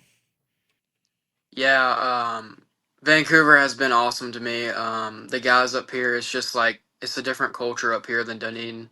I mean, it's Dunedin. They all want to win down there, but it's just like it's a different culture up here, playing in front of all the fans, and everybody just wants to win a championship here. So it's really special. Well, you get dropped in, to a team that's competitive and on the brink here. You guys do well in this homestand. It's certain you guys will be in the Northwest Championship Series. I mean, it probably doesn't hang over minor league teams the way it does maybe a major league team or a AAA team even to win a championship. But when once it's in front of you, I can only imagine you get swept up in it.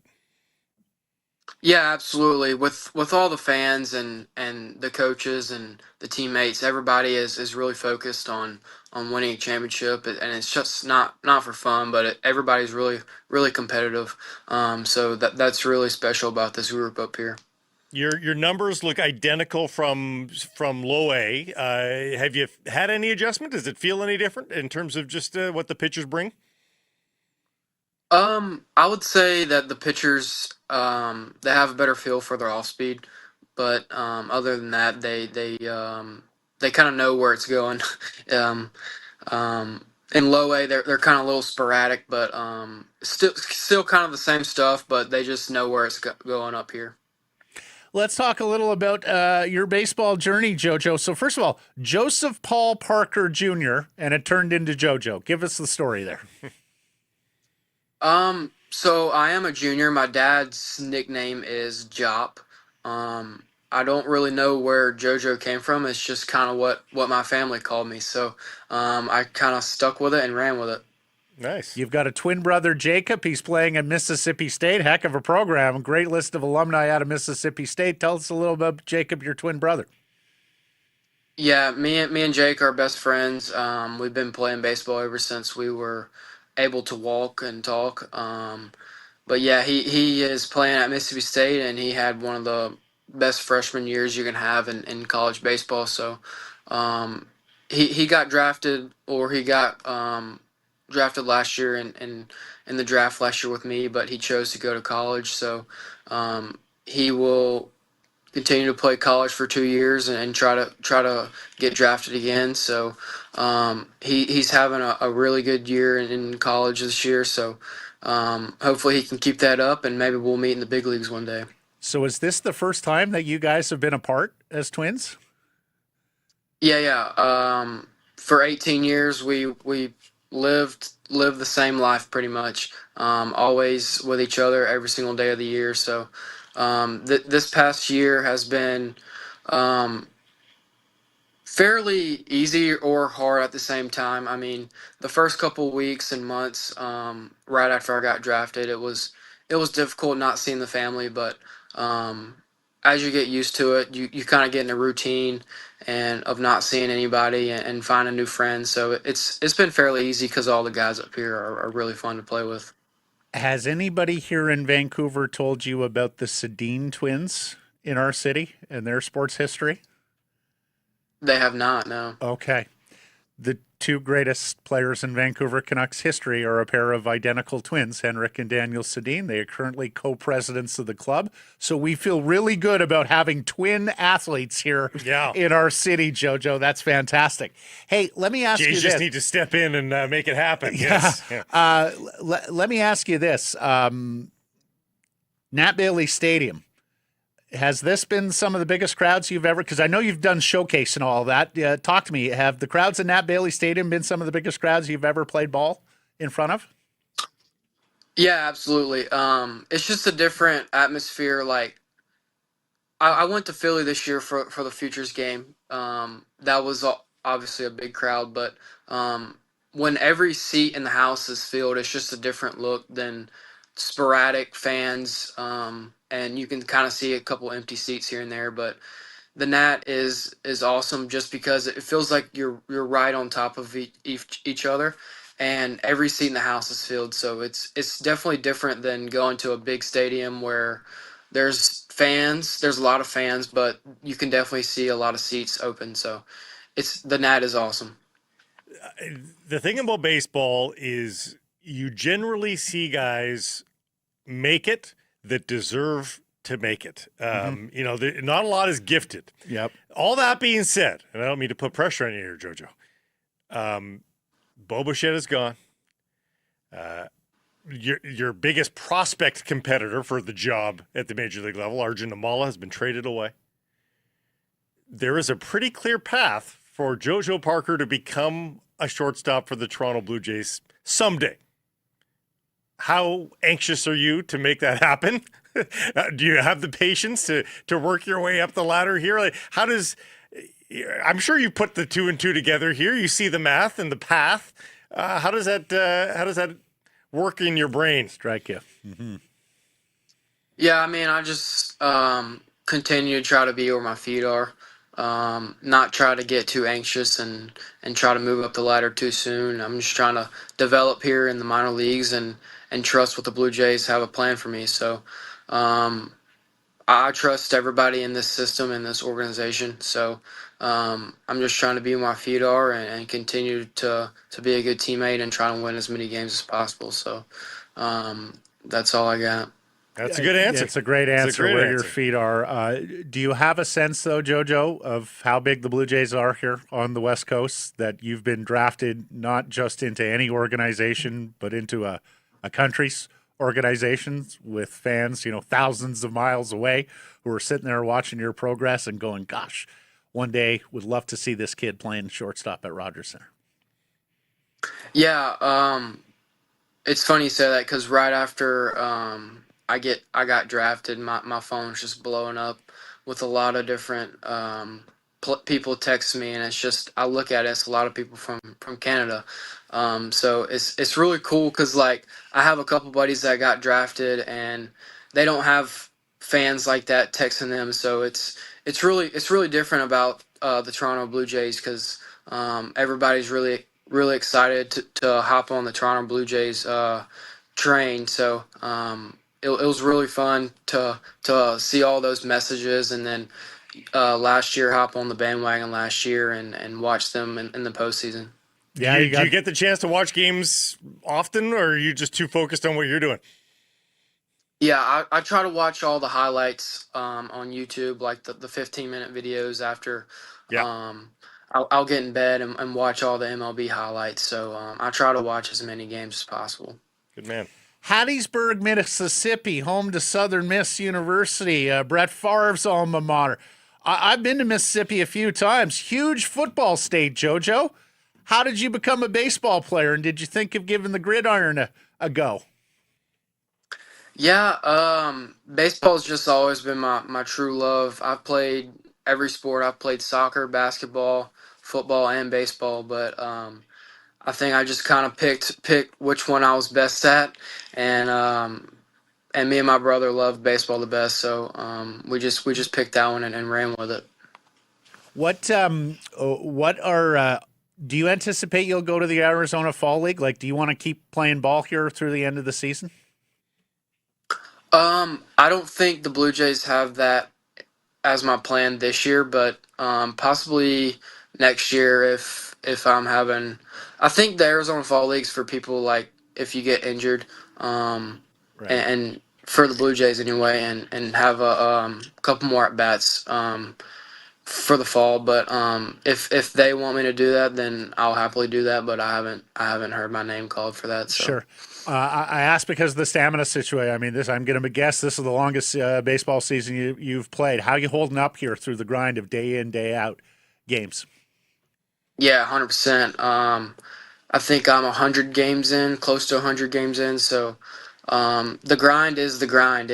It's hard, but I think you just kind of find that happy medium. Whenever you can't go 100%, give whatever percent you can to try to win as many games as possible. And the Blue Jays, they kind of try to push you. My plan this year was to play 5 games a week out of 6 games, but hopefully next year they'll let me play all 6 games each week, and I just want to play every game. We want to watch you every game. We're delighted to have you here in Vancouver, and you're getting some company here, and somebody that you share a first-round pedigree with. Was announced yesterday by Dunedin, Brandon Barriera, Jays pitcher, left-hander, who was a first-round pick in 2022. I know he had some arm and injury trouble, but since returning to the mound, he's looked awesome down there. Tell us and Vancouver and Canadians baseball fans what we're going to see here in your ex-teammate, who's now your teammate again with the C's. Yeah, Brandon, he's a really special guy. Play with him all in Dunedin. Very good lefty arm, has a good ride ball to him, good off speed. Played with them behind him pretty much all year, and I can't wait to play with him in Vancouver again. So hopefully I'll see him today and we can grab something to eat. But he's a good player for sure. Well, delighted to see you up here, my man. As we say to all prospects here, we love having you here, but we hope to move you on pretty quickly and follow your progress through New Hampshire and up the ladder. Thank you for the time, Jojo. Looking forward to this final homestand, but of course, really looking forward if you guys can clinch that second half and make it back to the Northwest League Championship. Thank you, sir. All the best. Absolutely. Thank you all for having me.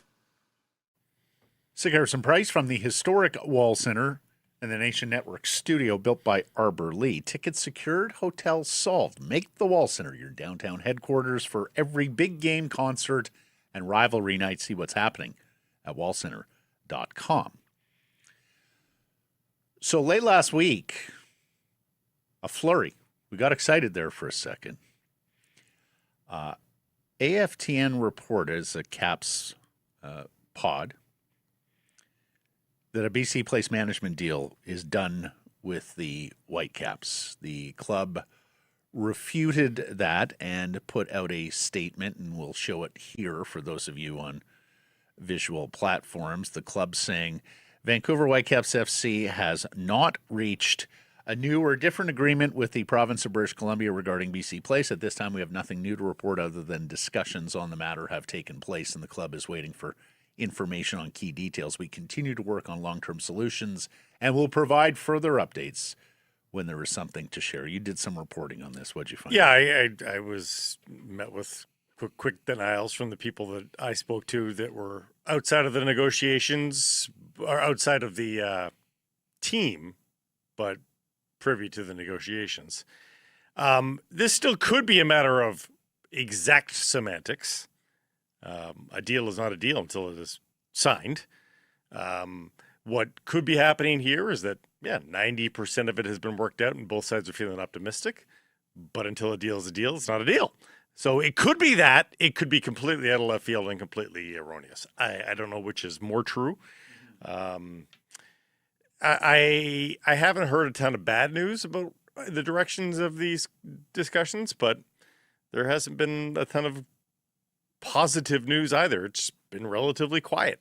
The good news is, I saw some reporting done on this, the Vegas file has gone particularly cold. There is still a ton of question marks about how a Vegas, like a concrete Vegas proposal would actually come together. Like, they don't have their ducks in a row there. They're not ready. There's no land. There's no plans. Is the money ready there? It doesn't sound like the money's ready. People just hear Vegas and think, oh, X League is going to go there. Yeah. They're not ready.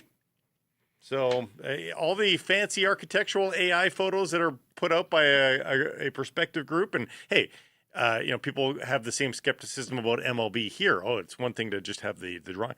Yeah, it's really easy to get these things looking flashy these days, but is there concrete substance behind it?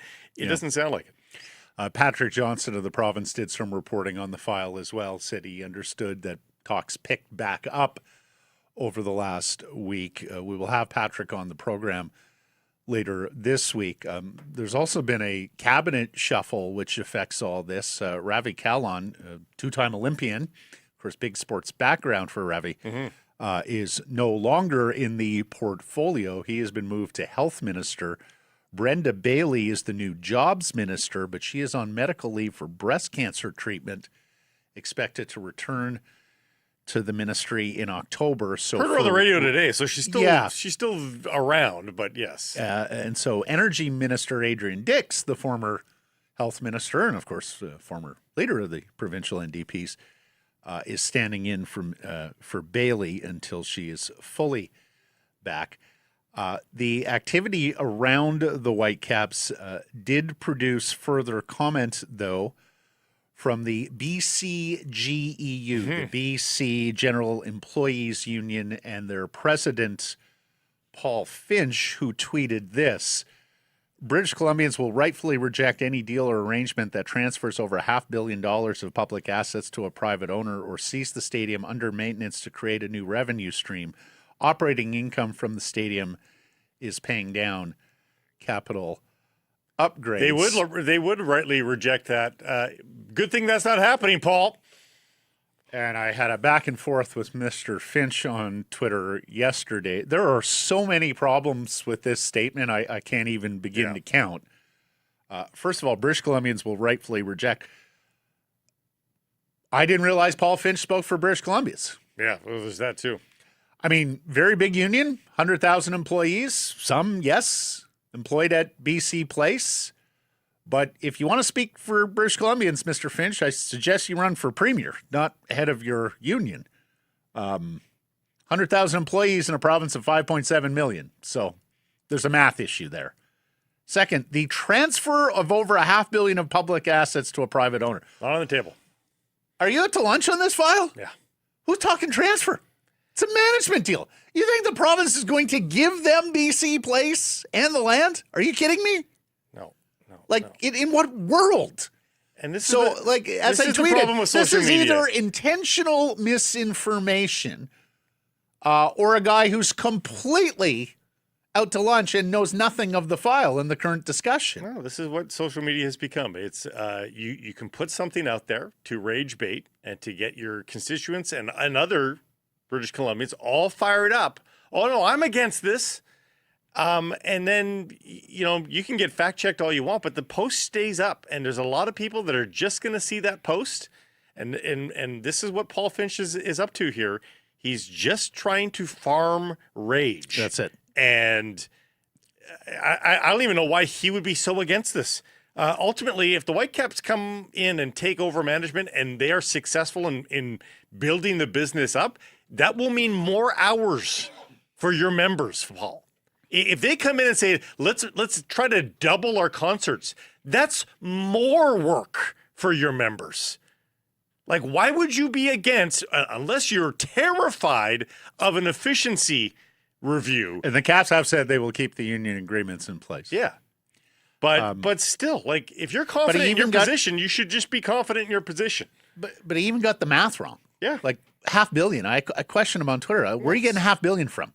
Because the 2026 provincial assessment has the land and stadium valued at about $225 million. So not even half of $500 million. And it's not an open market because it costs that much to demolish. So if you put it on the open market for builders, that's it. No one's buying that. They don't want to pay you to take it down. Well, that's it. He cited the money the province had put into BC Place, which is, again, out to lunch.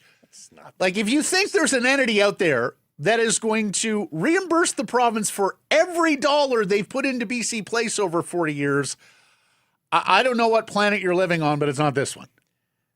I mean, I'm not being ageist here, but he may just not have enough years on the planet to realize how it works, honestly. I realize most lands and building, most homes, condos appreciate in British Columbia, although not of late. No. You see, there was a condo at the Butterfly building that sold recently for like half of what it went for a number of years ago. And there's a lot of stories like that. But like that's homes. That's not stadiums. They don't appreciate the same. And last I checked, again, I keep on pointing out those properties on Georgia Street. We're talking like gorgeous view, prime real estate on Georgia Street that has sat empty for, I don't know, it's getting close to the better part of a decade now. Like Bob Mackin of The Breaker added some important context here as well, saying labor is a big cost and it's a BC GEU workplace that gets major subsidies every year. Maybe he's worried about the subsidies, Blake. Anyways, look, I said my piece about some of the voodoo economics that that sports leagues and teams use when trying to convince communities to put public dollars into their operations several weeks ago when we had a big debate on this. But the same holds true on the other side, right? With people trying to tell you that there are public dollars that are going into something that are either don't have their facts straight, as is the case here, or just simple fear-mongering. Mm-hmm. But there is no world where this premier or any premier is just going to hand over the deed to BC Place to the Whitecaps or anybody else. I mean, come on. Not happening. And look, Blake and I have been talking on this show for 15 years about the way BC Place is run by PAFCO. PAFCO, of course, being an arm's-length crown corporation that is trying to provide a service and break even on the building. And they're not breaking even because of the debt servicing required on the renovations. And Blake and I have been telling you that because we've had the opportunity in our careers, and if you talk to, season ticket members for the Whitecaps and the Lions, particularly those who travel around to different facilities, Canucks fans as well who travel around to different facilities,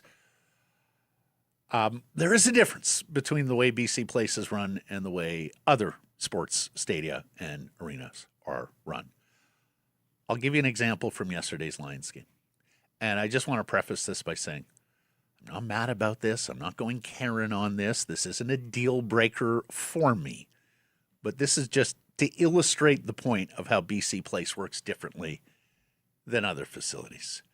So final seconds of the first quarter, ticking down. I say to my dad and brother, okay, what do you guys want? My brother, I want a neutral lime. My dad says, I want a small beer, domestic beer, standard beer.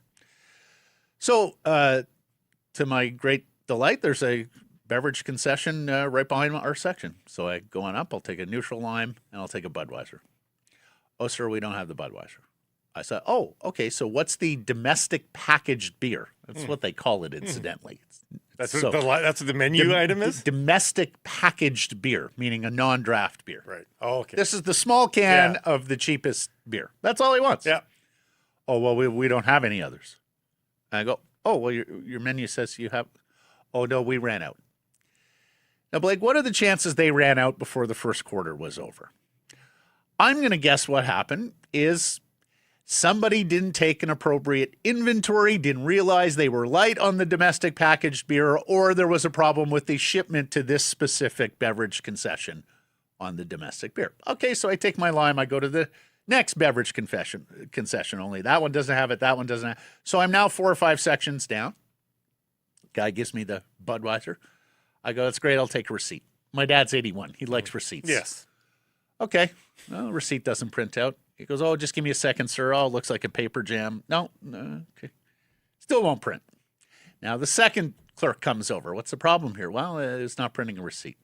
Okay, and now they're both looking at it. And I say to them, look, I see you got another one over there. Can you just print me out a receipt from that one? No, sir, we can't do that because then we'd have to charge you. Oh, okay.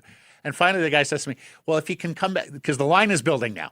If you can come back in 5 minutes, I can get you the receipt. Well, I'm not coming back in 5 minutes. Then I go to get the fries. They ask for fries as well. So order the fries. She says to the runner, fries. There's no fries. Sir, if you can just stand to the left and wait while we get there. This is the first quarter. Person behind me orders fries. Person behind them orders fries. Virtually everything at this concession involves fries. You can get the hamburger and fries. You can get the chicken tenders and fries. You can get the fries. You can get the poutine. You can get the Korean poutine. All of it requires fries. But you surprised them. They want But fries. they're behind on their fries production 1 quarter into the football game. So I have trouble at 3 different concession stations at BC Place, Blake. Then I get back to my seat and I see the section is aflutter. Why is that? Because there are 2 pigeons flying around and actually dive bombing into the empty seats to try and get some food scraps. I later see that it's a flock of 5 pigeons that are flying around a closed BC Place. And you know what 5 pigeons are ultimately going to do with the crowd of 30,000 people? They're going to shit on someone. Now, if you're at home going, well, how do they control the pigeons? Blake and I are both familiar with BMO Field in Toronto. And if you're familiar with that site going all the way back to the Blue Jays' early days at Exhibition Stadium, it is a wash in seagulls. It is right there on Lake Ontario. The number of seagulls that fly above that property or in the parking lots is astonishing. Remember, Dave Winfield had his trouble with seagulls at Exhibition Stadium once upon a time, killed one with the throw. Cops wanted to charge him. Well, I'm there for the Grey Cup like 10 years ago, and I'm walking the field pregame. And there's a lady there with a Harrison hawk on her arm. And someone says to me, Matt, come meet the hawk. And so I go over, I meet the hawk, and I meet the handler. And I go, what's your role in the pregame festivities here? And she goes, oh, no. I work here. I go, you work here? She goes, yeah, and the bird works here too. Well, what do you mean? She goes, well, birds have really good eyesight. When they see me with the Harrison hawk here, the seagulls mostly stay away. The hawk goes up, does a couple laps of the stadium, marks its territory, so to speak, and that keeps the pigeons and the seagulls away for the most part. Yeah, it works. They thought about it. Yeah. Right? So, again, I like BC Place more than most people as a stadium for watching soccer and football. But it's these small details. And these small details lack at BC Place Stadium because of the culture. Because of the corporate overlords, except they're not corporate overlords. They're arm's length Crown Corp overlords. If it had somebody's bottom line at stake, it would be run with more of a commercial ethos and culture. Walk around any stadium in the United States or in Canada for that matter as well. And everything is sold. Everything has a billboard. Everything is corporate. And you might think, oh, that's just so tacky. That's the way the world works. You have to make money to make these things viable. I'm sorry, it's going to have a corporate logo on it. At some point. Like, I'm looking at the entire upper rim of the stadium. Yeah. It is just entirely beige, Bare. gray. Bare. Nothing's there. And I'm sitting there looking at it going, boy, if the Whitecaps and Lions could actually sell that space, think of how much better their business would be. Go to T-Mobile or Lumen Field. Go look at the difference of how the spaces are used to sell. Like, it's night and day. All because Pavco was told, no, this is the sanctity of the taxpayer dollar. We can't. It's like, but it's costing us money. It's like CBC Radio. No, couldn't possibly put a 1 minute stop set of commercials in CBC Radio. It's the sanctity.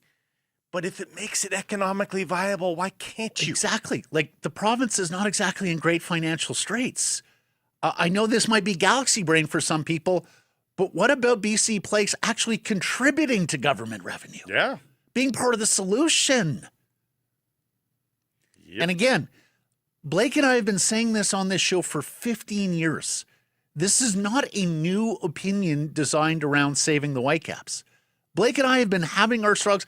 And look, you can talk to multiple people who have been involved in management, ownership with the BC Lions, Vancouver Whitecaps FC over the last 15 years. They all complain about BC Place in the back channel. They all of them. Mm-hmm. They all swap notes with their partners, competitors within their given leagues about what's going on at their stadium, how you doing. And they realize ours isn't the best setup. And if you're wondering, because I've had questions, we've got a follower, Curtis, who I said I would talk to here on the show today. When he's asking about, well, what would the Whitecaps do to make it better? Well, sports leagues and teams have long experience in the stadium operation business. They share best practices amongst each other. They know what works. They know what doesn't. Exactly. Yeah. All that information is centralized and distributed to the clubs who run their facilities. Anyways, we'll see where it goes. PJ going to join later in the week. Whitecaps weren't the only soccer team with a blowout victory. How about the Rise? They beat top of table Ottawa 5-1. A lot of goals from BC soccer teams this week. And it's good because the Rise have had a very slow start to the year in the defense of their championship. I watched a couple of their matches. Not the greatest look early in the season, but they're coming back here. They're now on the fourth and final playoff spot in the league. They do have a fair bit of ground to make up on the top three, but they're playing better of late in defense of their Northern Super League title. And, the pain continues for the Vancouver, BC-based CPL teams. Our old friend Vanni Sartini. It's amazing. He loves British Columbia, but my God, is he beating up on British Columbia? His Halifax Wanderers of the CPL scored a 1-0 victory on the weekend over Vancouver over Vancouver FC. All his wins are against either Vancouver or Pacific FC. Yeah. Okay. Baseball, where the Blue Jays lose a series for the first time in a month. They drop 2 of 3 at the stadium in the Bronx to the Yankees, but they get Vladdy Guerrero back from the concussion list. And he had a couple singles on the weekend. Woo! And way to go. Way to contribute, Vladdy. Well done. Hey, crawl before you can walk. They face the easiest schedule the rest of the season after getting through this AL East gauntlet. They complete a 17-game stretch against teams currently at 500 better with a 10-7 record, so that's pretty good. The remaining 30 games are all against teams currently below 500. Of course, the Blue Jays are below 500 as well, but they're 1.5 games back in the wild card with 2 teams to jump. The Mariners win a series against a good Cubbies team despite giving up 19 runs yesterday. And alas, it was poor Bryce Miller on the mound. He was there for the 22-run drubbing against the Milwaukee Brewers last week.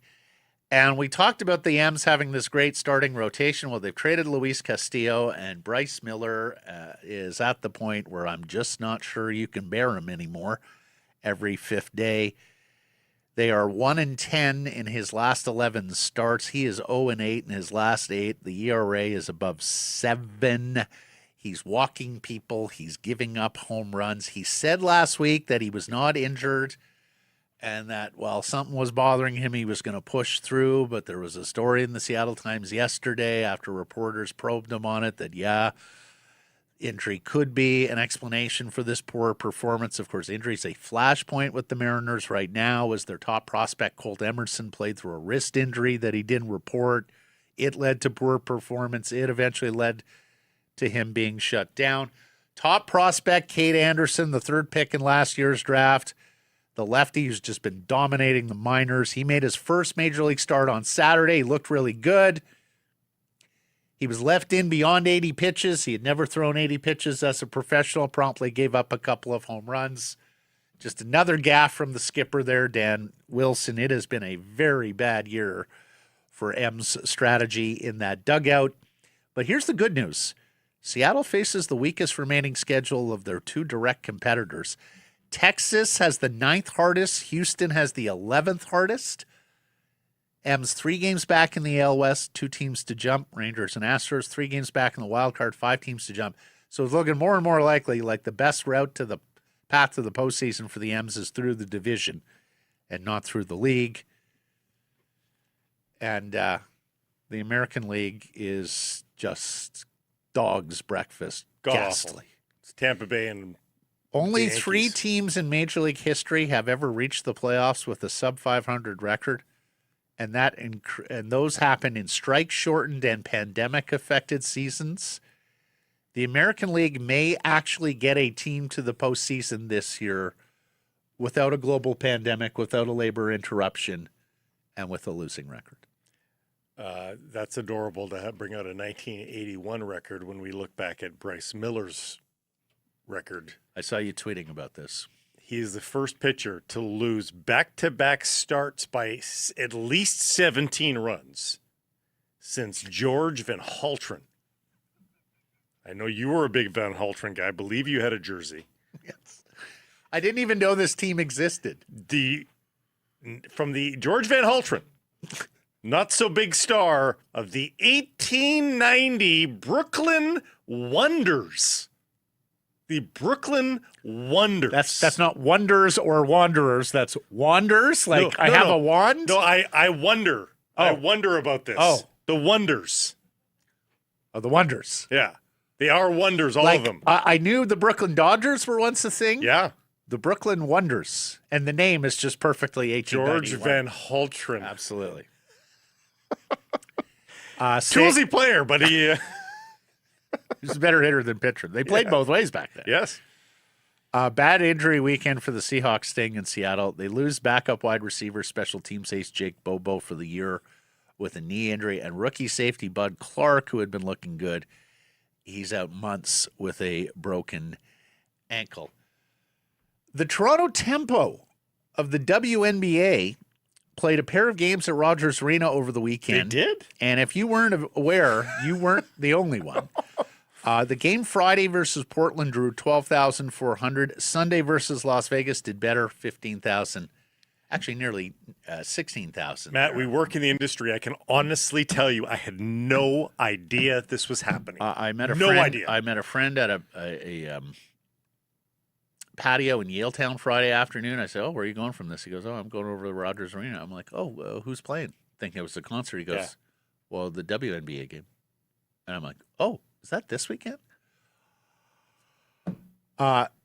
Yeah, others noticed. Let's bring up some tweets here. Here's Coco.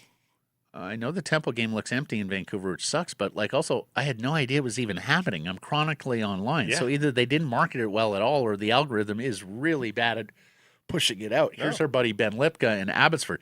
A few things. Ticket pricing was way too high. Team League failed to engage with local media. Little to no promotion. Compared to what the PWHL did to promote the first games here, the Takeover Tour games, which was way different. All that being said, they still did 12,000, which is okay. Sunday looks like a bigger crowd. Pasha Baines, basketball coach, big basketball star here back in the day. The problem with the Tempo playing a WNBA game in Vancouver is that it's hard for Vancouverites to fully get behind a Toronto team. There's pride in supporting a Canadian franchise, but the excitement would be on another level if Vancouver had its own WNBA team. Well, yes and no. I mean, like the Raptors sell out Yeah. their games here. Like no one's got a problem with the Canada's team thing with the Raptors and the Blue Jays outside of the M's fans here, right? Yeah, no, I think So- I think it would have done totally. And ultimately, you're right. Given the complete lack of marketing, the numbers that they did, 12,000 and 15,000, not bad at all. Yep. But I would guess they probably would have liked to have sold the other 6,000 seats that first night. Like, Yep. how about a billboard? How about a couple of commercials? Like, I had no idea. And the problem with the WNBA team in Vancouver is that if it's going to play at Rogers Arena, then the only viable owner is Aquilini, and well, we know how that's going. Yeah. Golf, where Vancouver's Anna Wang earns the Sandra Post Award as the low Canadian in the field at the CPKC Women's Open at Royal Mayfair in Buggy, Edmonton. Oh, the mosquitoes were bad. The players did not love. She's a teenager, and she shot a final round 65. She finished inside the top 5. Very good result for her in a season full of them. 16-year-old amateur Aphrodite Deng finished tied for 7th at this event. Brooke Henderson was 13th. Wang and Den get inclusion into this week's LPGA event because of the top 10 finishes. We'll see if they take the tour. Both of up them on teenagers. Dang is 16. Yeah. Like, Well, we've been talking. There is a tremendous cohort of young female Canadian golfers that are coming up. yeah. And I think Brooke Henderson is going to have a whole lot of company, and not just company, but competitors who are very capable of shooting low scores and winning tournaments just like her in the next few years. On the PGA Tour side, Wyndham Clark wins the BMW Championship as the PGA Tour heads into the Tour Championship at Eastlake, the final step in the FedEx Cup playoffs. There's also video with golf nerds complaining about how, boy, Wyndham Clark, he anytime he's in the rough, boy, does that club really go behind the ball often, almost like he's trying to flatten down the grass and improve his lie. Yeah. If you're in the rough and you keep tamping down the grass behind it, guess what? All of a sudden you can get that club underneath it a little bit better, right? It's not quite Bryson DeChambeau high-stepping through the weeds to try and find his ball. Like, it's not that egregious. It's a little more subtle, but there maybe more effective. I mean, there was an issue on the DP World Tour this week of a guy who was in contention. He had an albatross, for heaven's sake. He steps out of his address and then swipes his foot because there's a loose bit of grass there. He got a 2-shot penalty for it. And then Wyndham Clark's in there with the club matting down grass behind his and ball. he kicked that piece of grass that he kicked was 2 feet away from the ball. Like Exactly. The other thing that happened in the golf world was the final Live Tour golf stop of the season. Maybe ever. And maybe ever with Bubba Watson challenging patrons to a fight because they made noise in Lee Westwood's backswing. Honestly, that might get me watching Live. People beating up Bubba Watson. Fighting patrons. Apparently it was not the only show of tension. Because a lot of Live golfers know, like a guy like Bubba Watson, he's not going to be able to get back on the PGA Tour. No. He's not good enough. He's done. He'll play Augusta forever because he's a 2-time champion. And he'll probably play the senior tour, but he's 3 years away from that. Yeah. Maybe he should go with his Canadian wife, hang out in Toronto for a few years. Who will author the best comeback story of the season? It was our Nation Gear poll question from last week. The options here, Blake, were Thatcher Demko, Jonathan Leckermacki, Elias Pettersson. We didn't specify. Or other. Winner is? I'm going to go with, they went with hope. So they said Elias Pettersson. Correct. Yeah. Percentage? 48. 56. Demko got 20%, Leckermacki 17, other got 7%. Rob the siding guy, Demko by far is the most talented member of this team, and that includes Roenick. It will just take him staying healthy, and that's it. Remember, he's 3 years away from being the Vezina finalist legitimately. I hear you, Rob, but that's 3 years. Like, that's a long time in sports circles, but I don't disagree. Healthy Thatcher Demko. But his age, like 3 years is a long time when you're on one side or the other of the age. Like, he's not that old. He's not that old. What is he, 31? Yeah.